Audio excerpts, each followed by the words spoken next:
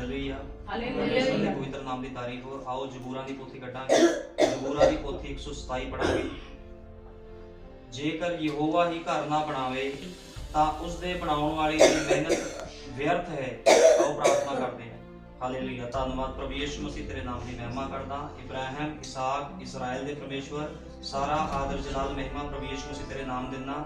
ਖੁਦਾਵੰਦਾ ਇਸ ਸਥਾਨ ਦੇ ਵਿੱਚ ਤੂੰ ਮੈਨੂੰ ਪਵਿੱਤਰ ਆਤਮਾ ਲੈ ਕੇ ਆਇਆ ਤੇ ਸਥਾਨ ਦੇ ਵਿੱਚ ਆਣਾ ਖੁਦਾਵੰਦਾ ਮੁਬਾਰਕ ਦਾ ਕਾਰਨ ਠਹਿਰੇ। ਖੁਦਾਵੰਦ ਤੇਰੇ ਵਚਨ 'ਚ ਲਿਖਿਆ ਤੇਰੇ ਦਾਸ ਤੇਰੇ ਸੇਵਕ ਨੂੰ ਕੋਈ ਠੰਡੇ ਗਿਲਾਸ ਦਾ ਪਾਣੀ ਵੀ ਪਿਲਾਉਂਦਾ ਹੈ ਤਾਂ ਉਸ ਨੂੰ ਵੀ ਅਜਰ ਮਿਲਦਾ ਹੈ। ਪ੍ਰਭੂ ਜੀ ਜੋ ਵੀ ਇਹਨਾਂ ਨੇ ਖੁਦਾਵੰਦ ਤੇਰੇ ਸੇਵਕ ਦੀ ਰਿਸਪੈਕਟ ਕੀਤੀ ਹੈ ਖੁਦਾਵੰਦਾ, ਉਸ ਦੇ ਬਦਲੇ ਇਹਨਾਂ ਨੂੰ ਹੋਰ ਵੀ ਆਸ਼ੀਸ਼ ਔਰ ਬਰਕਤ ਦੇਣੀ ਹੈ।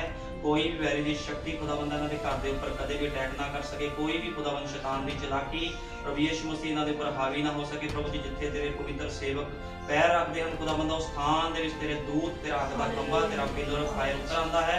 ਮੈਂ ਵਿਸ਼ਵਾਸ ਕਰਦਾ ਤੇਰਾ ਪਿਲਰ ਆਫ ਫਾਇਰ ਜਿਹੜਾ ਮੂਸਾ ਦੇ ਨਾਲ ਸੀ, ਯਹੋਸ਼ੂਆ ਦੇ ਨਾਲ ਸੀ ਖੁਦਾਵੰਦਾ, ਪ੍ਰਭੂ ਯਿਸੂ ਮਸੀਹ ਸੰਤ ਪੌਲੁਸ ਦੇ ਨਾਲ ਸੀ, ਭਾਈ ਵਿਲੀਅਮ ਬ੍ਰੈਨਮ ਦੇ ਨਾਲ ਸੀ ਖੁਦਾਵੰਦਾ, ਉਹੀ ਪਿਲਰ ਆਫ ਫਾਇਰ ਪ੍ਰਭੂ ਯਿਸੂ ਮਸੀਹ ਸਥਾਨ ਦੇ ਵਿੱਚ ਮੇਰੇ ਵੀ ਨਾਲ ਹੈ ਖੁਦਾਵੰਦਾ।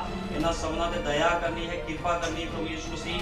ਤੇਰਾ ਵਚਨ ਇੱਕ ਇੱਕ ਦੇ ਹਿਰਦੇ ਨੂੰ ਛੇਦੇ ਖੁਦਾਵੰਦਾ, ਕਿਉਂਕਿ ਇਹ ਕਿਸੇ ਮਨੁੱਖ ਦੀ ਬਾਣੀ ਨਹੀਂ, ਇਹ ਜਿਉਂਦੇ ਖੁਦਾਵੰਦ ਤੇਰੀ ਬਾਣੀ ਹੈ। ਤੇਰੇ ਵਚਨ 'ਚ ਲਿਖਿਆ ਬਾਈਬਲ ਦੇ ਵਿੱਚੋਂ, ਵਚਨ ਦੇ ਵਿੱਚੋਂ ਜੇ ਇੱਕ ਬਿੰਦੀ ਜਾਂ ਟਿੱਪੀ ਵੀ ਕੋਈ ਹਟਾਉਂਦਾ ਹੈ ਤਾਂ ਉਸ ਨੂੰ ਨਾ ਇਸ ਯੁੱਗ ਦੇ ਵਿੱਚ ਮਾਫੀ, ਨਾ ਆਉਣ ਵਾਲੇ ਕਿਸੇ ਯੁੱਗ ਦੇ ਵਿੱਚ ਉਸ ਮਨੁੱਖ ਨੂੰ ਮਾਫੀ ਹੈ। ਕਿਉਂਕਿ ਪ੍ਰਭੂ ਯਿਸੂ ਮਸੀਹ ਤੇਰੇ ਮੱਤੀ 7:21 ਵਿੱਚ ਲਿਖਿਆ ਹੈ, ਮੇਰੇ ਮਹਾਨ ਪਿਤਾ ਮੱਤੀ 7:21 'ਚ ਲਿਖਿਆ, ਉਸ ਦਿਨ ਬਹੁਤ ਲੋਕ ਤੇਰੇ ਕੋਲ ਆਏ, ਉਹਨਾਂ ਨੇ ਕਿਹਾ ਪ੍ਰਭੂ ਅਸੀਂ ਤੇਰੇ ਨਾਮ 'ਚ ਭੂਤ ਕੱਢੇ, ਦੁਸ਼ਟ ਆਤਮੇ ਕੱਢੇ, ਅਸੀਂ ਭਵਿੱਖਬਾਣੀਆਂ ਕੀਤੀਆਂ। ਸੱਚਮੁੱਚ ਖੁਦਾਵੰਦਾ ਭੂਤ ਕੋਈ ਹੋਰ ਨਹੀਂ, ਪਾਸਟਰ ਲੋਕ, ਸੇਵਕ ਲੋਕ ਭੂਤ ਕੱਢਦੇ, ਭਵਿੱਖਬਾਣੀਆਂ ਨਬੀ ਕਰਦੇ ਹਨ ਤੇ ਫਿਰ ਵੀ ਤੂੰ ਉਹਨਾਂ ਨੂੰ ਨਰਕ 'ਚ ਸਿੱਟਿਆ, ਕਿਉਂਕਿ ਖੁਦਾਵੰਦ ਉਹਨਾਂ ਨੇ ਤੇਰੀ ਮਰਜ਼ੀ ਨੂੰ ਪ੍ਰਭੂ ਜੀ ਪੂਰਾ ਨਹੀਂ ਕੀਤਾ। ਤੂੰ ਹਮੇਸ਼ਾ ਕਹਿੰਦਾ ਕਿ ਮੇਰੀ ਮਰਜ਼ੀ ਨੂੰ ਪੂਰਾ ਕਰੋ। ਜਿਹੜਾ ਮਨੁੱਖ ਤੇਰੀ ਮਰਜ਼ੀ ਨੂੰ ਪੂਰਾ ਕਰਦਾ ਹੈ ਪ੍ਰਭੂ ਯਿਸੂ ਮਸੀਹ ਤੂੰ ਉਸ ਨੂੰ ਆਸ਼ੀਸ਼ ਔਰ ਬਰਕਤ ਵੀ ਦਿੰਦਾ ਹੈ ਤੇ ਜੀਵਨ ਵੀ ਦਿੰਦਾ ਹੈ। ਲੇਕਿਨ ਬਹੁਤ ਲੋਕ ਖੁਦਾਵੰਦਾ ਆਸ਼ੀਸ਼ਾਂ ਤੇ ਬਰਕਤਾਂ ਪਿੱਛੇ ਰਹਿ ਜਾਂਦੇ ਹਨ, ਲੇਕਿਨ ਜੀਵਨ ਤੋਂ ਪ੍ਰਭੂ ਯਿਸੂ ਮਸੀਹ ਪਿੱਛੇ ਹਟ ਜਾਂਦੇ ਹਨ। ਤੇ ਮੇਰੇ ਮਹਾਨ ਪਿਤਾ ਇਸ ਘਰ 'ਚ ਤੇਰੀ ਆਸ਼ੀਸ਼ ਔਰ ਬਰਕਤ ਆਵੇ। ਅੱਜ ਦਾ ਵਚਨ ਪ੍ਰਭੂ ਯਿਸੂ ਮਸੀਹ ਇਹਨਾਂ ਦੇ ਹਿਰਦਿਆਂ ਨੂੰ ਛਿਦੇ, ਦਇਆ ਕਰ, ਕਿਰਪਾ ਕਰ। ਸੁਣਾਉਣ ਵਾਲਾ, ਵਚਨ ਸੁਣਾਉਣ ਵਾਲਾ ਕੋਈ ਮਨੁੱਖ ਨਾ ਹੋਵੇ, ਕੋਈ ਮਾਂਸ ਤੇ ਲਹੂ ਨਾ ਹੋਵੇ।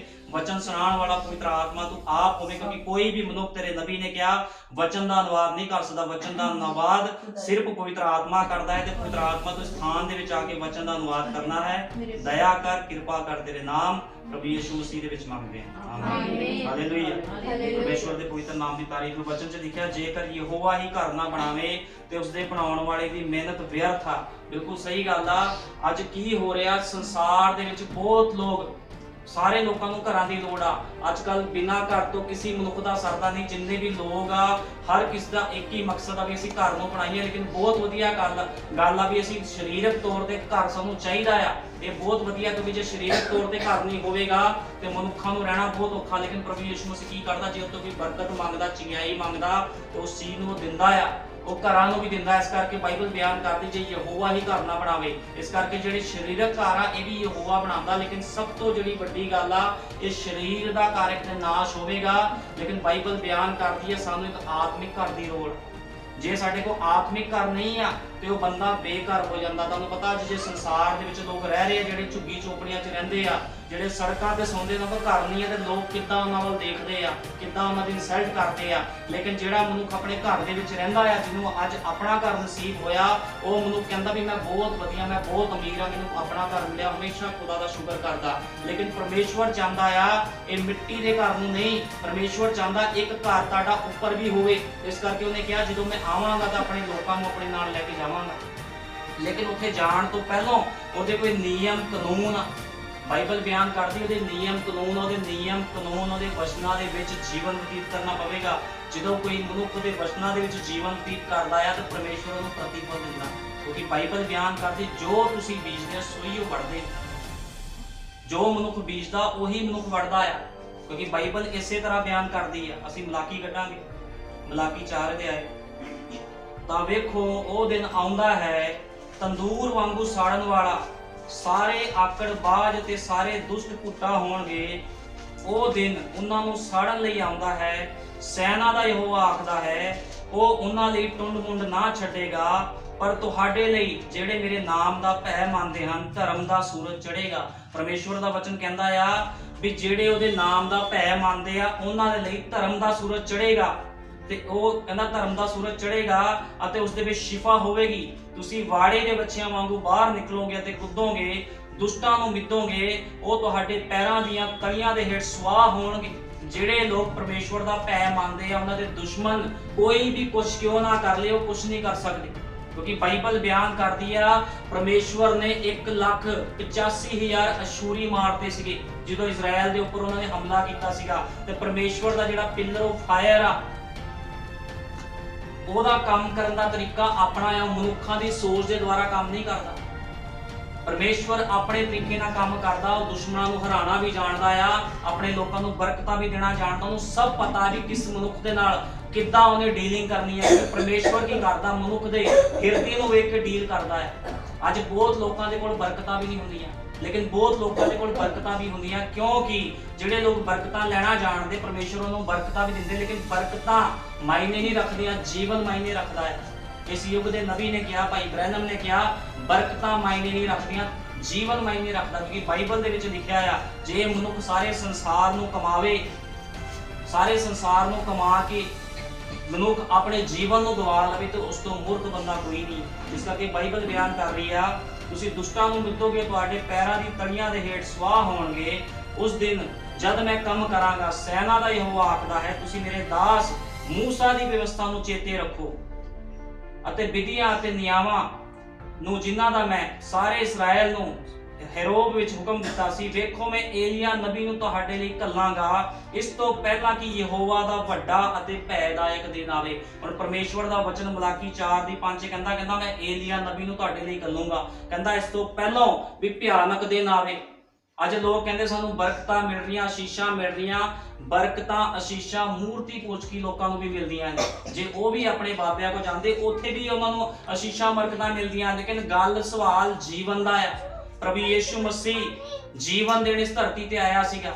ਬਰਕਤਾਂ ਆਸ਼ੀਸ਼ਾਂ ਤੋਂ ਕਹਿੰਦਾ ਤੁਹਾਡੇ ਪਿੱਛੇ ਪੈ ਕੇ ਤੁਹਾਨੂੰ ਮਿਲਣਗੇ, ਲੇਕਿਨ ਮੇਨ ਜਿਹੜੀ ਚੀਜ਼ ਆ, ਮੇਨ ਉਹਦਾ ਮਕਸਦ ਸੀ, ਉਹ ਬਰਕਤਾਂ ਦੇਣ ਨਹੀਂ ਸੀ ਆਇਆ। ਉਹਨੇ ਬਰਕਤਾਂ ਦੇਣ ਵਾਸਤੇ ਮਾਰ ਨਹੀਂ ਖਾਧੀ ਸੀਗੀ, ਕਿਉਂਕਿ ਜਦੋਂ ਪ੍ਰਭੂ ਯਿਸੂ ਮਸੀਹ ਨੂੰ ਸੂਲੀ ਤੇ ਚੜਾਇਆ ਤੇ ਬਾਈਬਲ ਬਿਆਨ ਕਰਦੀ ਉਹਨੂੰ ਨੰਗੇ ਨੂੰ ਚੜਾਇਆ ਗਿਆ ਸੀਗਾ।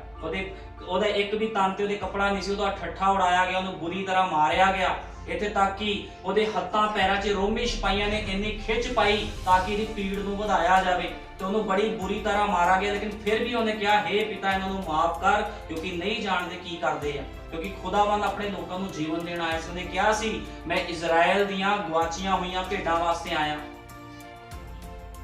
ਹੁਣ ਪਰਮੇਸ਼ਵਰ ਤਾਂ ਪੂਰੀ ਦੁਨੀਆ ਵਾਸਤੇ ਆਇਆ, ਤੇ ਕੀ ਸਵਾਲ ਪੂਰੀ ਦੁਨੀਆ ਉਹਨੂੰ ਮੰਨਦੀ ਹੈ? ਕੀ ਲੋਕ ਉਹਦੇ ਹੁਕਮਾਂ ਤੇ ਚੱਲਦੇ? ਕੋਈ ਵੀ ਉਹਦੇ ਹੁਕਮਾਂ ਤੇ ਨਹੀਂ ਚੱਲਦਾ। ਅੱਜ ਕੱਲ੍ਹ ਹਰ ਕੋਈ ਮਨੁੱਖ ਆਪਣੀ ਮਰਜ਼ੀ ਦੇ ਨਾਲ ਜੀਵਨ ਬਤੀਤ ਕਰ ਰਿਹਾ, ਲੇਕਿਨ ਪਰਮੇਸ਼ਵਰ ਫਿਰ ਵੀ ਲੋਕਾਂ ਨੂੰ ਪਿਆਰ ਕਰਦਾ। ਜਦੋਂ ਅਮੀਰ ਮਨੁੱਖ ਉਹਦੇ ਕੋਲ ਆਇਆ ਤੇ ਕਹਿੰਦਾ, ਪ੍ਰਭੂ ਜੀ ਮੈਂ ਜੀਵਨ 'ਚ ਪ੍ਰਵੇਸ਼ ਹੋਣ ਦੇ ਲਈ ਕੀ ਕਰਾਂ? ਤੇ ਪ੍ਰਭੂ ਨੇ ਕਿਹਾ, ਹੁਕਮਾਂ ਨੂੰ ਪੂਰਿਆ ਕਰ। ਤੇ ਉਹ ਜਵਾਨ ਮਨੁੱਖ ਕਹਿੰਦਾ, ਮੈਂ ਤੇ ਬਚਪਨ ਤੋਂ ਹੀ ਦਾਨ ਦਸ਼ਮਾਂਸ਼ ਦਿੰਦਾ, ਆਪਣੇ ਮਾਤਾ ਪਿਤਾ ਦੀ ਸੇਵਾ ਕਰਦਾ, ਸਭ ਕੁਝ ਕਰਦਾ। ਲੇਕਿਨ ਉਹ ਕਹਿੰਦਾ, ਜੇ ਤੂੰ ਜੀਵਨ 'ਚ ਪ੍ਰਵੇਸ਼ ਕਰਨਾ ਚਾਹੁੰਦਾ ਤੇ ਆਪਣਾ ਸਭ ਕੁਝ ਵੇਚ ਤੇ ਮੇਰੇ ਪਿੱਛੇ ਹੋ ਤੁਰ। ਲੇਕਿਨ ਉਹ ਬੰਦਾ ਬੜਾ ਅਮੀਰ ਸੀਗਾ, ਇਸ ਕਰਕੇ ਉਹ ਆਪਣਾ ਸਾਰਾ ਕੁਝ ਵੇਚਣਾ ਨਹੀਂ ਸੀ ਚਾਹੁੰਦਾ। ਉਸ ਜਗ੍ਹਾ ਤੋਂ ਉਦਾਸ ਹੋ ਕੇ ਚਲਾ ਗਿਆ। ਅੱਜ ਬਹੁਤ ਲੋਕ ਆ ਜਿਹੜੇ ਪਰਮੇਸ਼ਵਰ ਦੇ ਕੋਲ ਆਉਂਦੇ, ਲੇਕਿਨ ਜਦੋਂ ਖੁਦਾ ਦੇ ਹੁਕਮ ਉਹਨਾਂ ਦੇ ਸਾਹਮਣੇ ਰੱਖੇ ਜਾਂਦੇ ਆ ਤੇ ਉਹ ਲੋਕੀ ਕਹਿੰਦੇ ਨਹੀਂ, ਸਾਡੇ ਵਾਸਤੇ ਚੱਲਣਾ ਬਹੁਤ ਔਖਾ। ਲੇਕਿਨ ਬਾਈਬਲ ਬਿਆਨ ਕਰਦੀ ਆ, ਲੇਲਾ ਪੂਰਾ ਖਾਣਾ ਪੈਣਾ।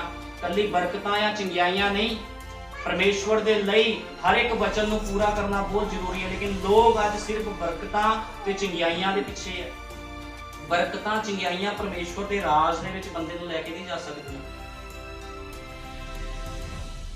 ਜੇ ਪਰਮੇਸ਼ਵਰ ਦੇ ਰਾਜ ਦੇ ਵਿੱਚ ਜਾਣਾ ਤੇ ਉਹਦੇ ਹੁਕਮਾਂ ਨੂੰ ਮੰਨਣਾ ਬਹੁਤ ਜ਼ਰੂਰੀ ਹੈ। ਜੇ ਕੋਈ ਉਹਦੇ ਮਨੁੱਖ ਉਹਦੇ ਹੁਕਮਾਂ ਨੂੰ ਨਹੀਂ ਮੰਨਦਾ, ਉਹ ਕਦੇ ਵੀ ਪਰਮੇਸ਼ਵਰ ਦੇ ਰਾਜ 'ਚ ਜਾ ਨਹੀਂ ਸਕਦਾ। ਜਦੋਂ ਯੀਸ਼ੂ ਮਸੀਹ ਦੇ ਕੋਲ ਨਿਕੋਦੇਮੁਸ ਆਇਆ, ਨਿਕੋਦੇਮੁਸ ਕੌਣ ਸੀ? ਬਹੁਤ ਵੱਡਾ ਇੱਕ ਗਿਆਨੀ ਸੀ, ਬਾਈਬਲ ਨੂੰ ਜਾਣਨ ਵਾਲਾ ਮਨੁੱਖ ਸੀ। ਉਹ ਰਾਤ ਨੂੰ ਚੋਰੀ ਛਿਪੇ ਪ੍ਰਭੂ ਯੀਸ਼ੂ ਮਸੀਹ ਦੇ ਕੋਲ ਆਇਆ ਤੇ ਉਹਨੂੰ ਕਹਿੰਦਾ, ਪ੍ਰਭੂ ਜੀ ਮੈਂ ਕੀ ਕਰਾਂ, ਮੈਂ ਜੀਵਨ 'ਚ ਪ੍ਰਵੇਸ਼ ਕਰੂੰ? ਵੀ ਜੀਵਨ ਦੀ ਗੱਲਾਂ ਪ੍ਰਭੂ ਨਾਲ ਕਰਨ ਆਇਆ ਸੀਗਾ। ਤੇ ਪ੍ਰਭੂ ਯੀਸ਼ੂ ਮਸੀਹ ਨੇ ਉਹਨੂੰ ਕੀ ਕਿਹਾ? ਪ੍ਰਭੂ ਕਹਿੰਦਾ, ਜਦੋਂ ਤੱਕ ਕੋਈ ਜਲ ਅਤੇ ਆਤਮਾ ਦੇ ਨਾਲ ਨਹੀਂ ਜੰਮਦਾ, ਪਰਮੇਸ਼ਵਰ ਦੇ ਰਾਜ 'ਚ ਵੜ ਨਹੀਂ ਸਕਦਾ। ਹੁਣ ਪ੍ਰਭੂ ਯਿਸੂ ਮਸੀਹ ਉਹਨਾਂ ਪਵਿੱਤਰ ਆਤਮਾ ਦੇ ਬਸਮੇ ਦੀ ਗੱਲ ਕਰ ਰਿਹਾ ਸੀਗਾ। ਉਹਨੂੰ ਕਹਿ ਰਿਹਾ ਸੀ ਤੈਨੂੰ ਬਸਮਾ ਲੈਣਾ ਪਵੇਗਾ। ਉਹ ਕਹਿੰਦਾ, ਜਦੋਂ ਇੱਕ ਬੰਦਾ ਬੁੱਢਾ ਹੋ ਗਿਆ, ਕਿੱਦਾਂ ਆਪਣੀ ਮਾਂ ਦੇ ਪੇਟ 'ਚ ਵਾਪਸ ਜਾ ਸਕਦਾ ਹੈ? ਉਹ ਕਹਿੰਦਾ, ਲੇਕਿਨ ਯਿਸੂ ਮਸੀਹ ਨੇ ਕਿਹਾ, ਜਿੱਦ ਤੱਕ ਕੋਈ ਜਲ ਅਤੇ ਆਤਮਾ ਨਹੀਂ ਜੰਮਦਾ, ਪਰਮੇਸ਼ਵਰ ਦੇ ਰਾਜ 'ਚ ਦਾਖਲ ਨਹੀਂ ਹੋ ਸਕਦਾ। ਕਿਉਂਕਿ ਬਾਈਬਲ ਬਿਆਨ ਕਰਦੀ ਆ, ਸਭ ਤੋਂ ਪਹਿਲਾਂ ਬਸਮਾ ਆ। ਜਦੋਂ ਲਾਲ ਸਮੁੰਦਰ ਦੇ ਵਿੱਚੋਂ ਇਸਰਾਇਲੀ ਲੋਕ ਨਿਕਲੇ ਤੇ ਲਾਲ ਸਮੁੰਦਰ ਦੇ ਵਿੱਚ ਉਹਨਾਂ ਦਾ ਬੈਪਟਾਈਜ਼ ਹੋਇਆ। ਬਪਤਿਸਮਾ ਲੈਣਾ ਬਹੁਤ ਜ਼ਰੂਰੀ ਆ। ਫਿਰ ਪਵਿੱਤਰ ਆਤਮਾ ਦਾ ਦਾਨ ਬਹੁਤ ਜ਼ਰੂਰੀ ਆ। ਲੇਕਿਨ ਪਵਿੱਤਰ ਆਤਮਾ ਦੇ ਵਚਨਾਂ ਦੇ ਅਨੁਸਾਰ, ਜਿੱਦਾਂ ਪਵਿੱਤਰ ਆਤਮਾ ਸਾਨੂੰ ਕਹਿੰਦਾ ਉਹਦੇ ਅਨੁਸਾਰ ਚੱਲਣਾ ਸਾਨੂੰ ਜ਼ਰੂਰੀ ਹੈ। ਅੱਜ ਬਹੁਤ ਲੋਕ ਦਾਅਵਾ ਕਰਦੇ ਸਾਡੇ ਕੋਲ ਪਵਿੱਤਰ ਆਤਮਾ ਆ, ਲੇਕਿਨ ਪਵਿੱਤਰ ਆਤਮਾ ਜਿਹੜੇ ਮਨੁੱਖ ਦੇ ਅੰਦਰ ਹੁੰਦਾ ਆ, ਪਵਿੱਤਰ ਆਤਮਾ ਨੂੰ ਆਪਣੀ ਮਰਜ਼ੀ ਨਹੀਂ ਕਰਨ ਦਿੰਦਾ। ਅੱਜ ਲੋਕ ਦਾਅਵਾ ਕਰਦੇ ਸਾਡੇ ਅੰਦਰ ਪਵਿੱਤਰ ਆਤਮਾ, ਲੇਕਿਨ ਜੇ ਪਵਿੱਤਰ ਆਤਮਾ ਤੁਹਾਡੇ ਅੰਦਰ ਆ ਤੇ ਤੁਹਾਡਾ ਜੀਵਨ ਵਚਨ ਦੇ ਅਨੁਸਾਰ ਕਿਉਂ ਨਹੀਂ ਆ? ਲੋਕ ਸੰਸਾਰ ਦੇ ਨਾਲ ਮਿੱਤਰਚਾਰਾ ਕਿਉਂ ਰੱਖਦੇ? ਬਾਈਬਲ 'ਚ ਲਿਖਿਆ ਆ ਜਿਹੜਾ ਮਨੁੱਖ ਸੰਸਾਰ ਦੇ ਨਾਲ ਮਿੱਤਰਚਾਰਾ ਰੱਖਦਾ ਉਹਦਾ ਪਰਮੇਸ਼ਵਰ ਦੇ ਨਾਲ ਕੋਈ ਪ੍ਰੇਮ ਨਹੀਂ। ਕਹਿੰਦਾ ਸੰਸਾਰ ਦਾ ਮਿੱਤਰਚਾਰਾ ਪਰਮੇਸ਼ਵਰ ਦੇ ਨਾਲ ਵੈਰ ਆ। ਜੇ ਕੋਈ ਸੰਸਾਰ ਦੇ ਨਾਲ ਮਿੱਤਰਚਾਰਾ ਰੱਖਦਾ, ਜਿਹੜੇ ਖੁਦਾ ਦੇ ਮਸੀਹ ਲੋਕ ਆ, ਜਿਹੜੇ ਉਹਦੇ ਖਾਦਮ ਲੋਕ ਆ, ਉਹਦੇ ਪਵਿੱਤਰ ਲੋਕ ਆ, ਸੰਸਾਰ ਦੇ ਨਾਲ ਮਿੱਤਰਚਾਰਾ ਨਹੀਂ ਰਹਿਣਾ। ਅਸੀਂ ਸੰਸਾਰ ਦੇ ਵਿੱਚ ਹੀ, ਲੇਕਿਨ ਸੰਸਾਰ ਵਾਲੇ ਅਸੀਂ ਕੰਮ ਨਹੀਂ ਕਰਨੇ। ਜੋ ਕੰਮ ਸੰਸਾਰ ਕਰਦਾ ਉਹ ਕੰਮਾਂ ਦੇ ਵਿੱਚ ਅਸੀਂ ਸ਼ਾਮਲ ਨਹੀਂ ਹੋਣਾ। ਮਸੀਹ ਲੋਕਾਂ ਦੀ ਇੱਕ ਪਛਾਣ ਹੁੰਦੀ ਆ। ਜਦੋਂ ਯਹੋਸ਼ੂਆ ਨੇ ਦੋ ਮਨੁੱਖਾਂ ਨੂੰ ਜਿਹੜੇ ਜਸੂਸ ਸੀਗੇ ਯਰੀਹੋ ਦੇ ਦੇਸ਼ ਵਿੱਚ ਭੇਜਿਆ ਤੇ ਉੱਥੇ ਦੇ ਲੋਕਾਂ ਨੇ ਉਹਨਾਂ ਨੂੰ ਪਛਾਣ ਲਿਆ, ਕਿਉਂਕਿ ਉਹਨਾਂ ਦੀ ਕੱਦ ਕਾਠੀ ਸੀ ਜਿਹੜੀ ਅਲੱਗ ਸੀਗੀ, ਉਹਨਾਂ ਦਾ ਜਿਹੜਾ ਪਹਿਰਾਵਾ ਸੀਗਾ, ਉਹਨਾਂ ਦੇ ਚਿਹਰੇ ਦੀ ਰੌਣਕ ਸੀ ਅਲੱਗ ਸੀ। ਲੋਕ ਪਛਾਣੇ ਗਏ। ਉਹ ਕਹਿੰਦੇ ਇਹ ਜਸੂਸ ਲੱਗਦੇ ਇਜ਼ਰਾਈਲੀ ਲੋਕ ਆ। ਫਿਰ ਕੀ ਹੋਇਆ? ਸਥਾਨ ਦੇ ਵਿੱਚ ਰਹਾਬ ਵੈਸ਼ਿਆ ਨੇ ਉਹਨਾਂ ਨੂੰ ਆਪਣੇ ਘਰ ਦੇ ਵਿੱਚ ਨਿਯੋਤਾ ਦਿੱਤਾ। ਉਹ ਕਹਿੰਦੇ ਤੁਸੀਂ ਮੇਰੇ ਘਰ ਦੇ ਵਿੱਚ ਰਹੋ, ਤੇ ਉਹਨੇ ਇਹ ਵੀ ਕਿਹਾ ਵੀ ਤੁਸੀਂ ਮੇਰੀ ਮਦਦ ਕੀਤੀ ਆ, ਮੈਨੂੰ ਤੇ ਮੇਰੇ ਪਰਿਵਾਰ ਨੂੰ ਤੁਸੀਂ ਬਚਾਉਣਾ ਹੈ। ਤੇ ਜਦੋਂ ਉਹਦੇ ਖੁਦਾ ਦੇ ਲੋਕਾਂ ਦੀ ਸੇਵਾ ਕੀਤੀ ਤੇ ਉਹਦੇ ਪਰਿਵਾਰ ਨੂੰ ਜੀਵਨ ਮਿਲਿਆ। ਉਹ ਇੱਕ ਲਹੂ ਦੇ ਹੇਠ ਆ ਗਈ, ਉਹਦੇ ਨਾਲ ਵਾਅਦਾ ਹੋਇਆ। ਉਹਨੂੰ ਕਿਹਾ ਸੀ ਤੂੰ ਆਪਣੇ ਘਰ ਦੇ ਬਾਹਰ ਲਾਲ ਰੰਗ ਦੀ ਡੋਰੀ ਬੰਨਣੀ ਆ। ਲਾਲ ਰੰਗ ਦਾ ਮਤਲਬ ਆ ਪਰਮੇਸ਼ਵਰ ਦਾ ਲਹੂ ਜਿਹੜਾ ਉਹਨੇ ਅੱਜ ਆਪਣੇ ਲੋਕਾਂ ਦੇ ਲਈ ਵਹਾਇਆ। ਉਹ ਕਹਿੰਦਾ ਜਿਹੜਾ ਮੇਰੇ ਲਹੂ ਤੇ ਵਿਸ਼ਵਾਸ ਕਰੇਗਾ ਉਹ ਬਚਾਇਆ ਜਾਵੇਗਾ। ਲੇਕਿਨ ਬਹੁਤ ਲੋਕ ਵਿਸ਼ਵਾਸ ਨਹੀਂ ਕਰਦੇ। ਅੱਜ ਜ਼ਿਆਦਾਤਰ ਲੋਕ ਖੁਦਾ ਦੇ ਕੋਲ ਚੰਗਿਆਈਆਂ ਤੇ ਬਰਕਤਾਂ ਵਾਸਤੇ ਆਉਂਦੇ, ਲੇਕਿਨ ਮੈਂ ਤੁਹਾਨੂੰ ਕਲੀਅਰ ਦੱਸਣਾ ਚਾਹੁੰਦਾ ਆ ਪ੍ਰਭੂ ਯੀਸ਼ੂ ਮਸੀਹ ਚੰਗਿਆਈਆਂ ਦੇਣ ਵਾਸਤੇ ਉਹਨੇ ਪੁੱਟ ਨਹੀਂ ਖਾਧੀ। ਚੰਗਿਆਈਆਂ ਦੇਣ ਵਾਸਤੇ ਉਹ ਨੰਗਾ ਨਹੀਂ ਹੋਇਆ। ਚੰਗਿਆਈਆਂ ਦੇਣ ਵਾਸਤੇ ਉਹਨੇ ਆਪਣੇ ਹੱਥਾਂ ਪੈਰਾਂ 'ਚ ਕਿੱਲ ਨਹੀਂ ਖਾਧੇ। ਉਹਦਾ ਮਕਸਦ ਸੀਗਾ ਵੀ ਮੈਂ ਲੋਕਾਂ ਨੂੰ ਪਾਪ ਦੇ ਵਿੱਚੋਂ ਛੁਡਾਵਾਂ। ਉਹਦਾ ਮੇਨ ਮਕਸਦ ਇਹ ਸੀ। ਲੇਕਿਨ ਅੱਜ ਲੋਕ ਹੋਰ ਪਾਸੇ ਲੱਗ ਗਏ। ਹਰ ਕੋਈ ਮਨੁੱਖ ਆਪਣੀ ਮਰਜ਼ੀ ਕਰਦਾ ਤੇ ਆਪਣੇ ਹੀ ਅਨੁਸਾਰ ਚੱਲਦਾ। ਲੇਕਿਨ ਇਹ ਬਾਈਬਲ ਬਿਆਨ ਕਰਦੀ ਹੈ ਸਭ ਕੁਝ ਕੀ ਹੈ? ਗਲਤ ਆ। ਔਰ ਜਿਹੜਾ ਸੰਤ ਪੌਲੁਸ ਸੀਗਾ, ਜਦੋਂ ਸੰਤ ਪੌਲੁਸ ਖੁਦਾ ਦੇ ਲੋਕਾਂ ਨੂੰ ਮਾਰਦਾ ਸੀਗਾ ਤੇ ਪ੍ਰਭੂ ਨੇ ਕੀ ਕੀਤਾ? ਉਹਨੂੰ ਦਰਸ਼ਨ ਦਿੱਤਾ, ਦਮਿਸ਼ਕ ਦੇ ਰਾਹ ਤੇ ਦਰਸ਼ਨ ਦਿੱਤਾ। ਬਾਈਬਲ ਬਿਆਨ ਕਰਦੀ ਆ ਜਿਹੜਾ ਸੰਤ ਪੌਲੁਸ ਸੀਗਾ ਬੜਾ ਗਿਆਨੀ ਮਨੁੱਖ ਸੀਗਾ, ਸਭ ਕਾਸੇ ਦੀ ਨੌਲੇਜ ਰੱਖਦਾ। ਜਦੋਂ ਉਹਨੂੰ ਪਵਿੱਤਰ ਆਤਮਾ ਨੇ ਦਰਸ਼ਨ ਦਿੱਤਾ, ਅਸੀਂ ਬਾਈਬਲ 'ਚੋਂ ਪੜਾਂਗੇ ਰਸੂਲਾਂ ਦੇ ਕਰਤੱਵ 8, ਰਸੂਲਾਂ ਦੇ ਕਰਤੱਵ 9।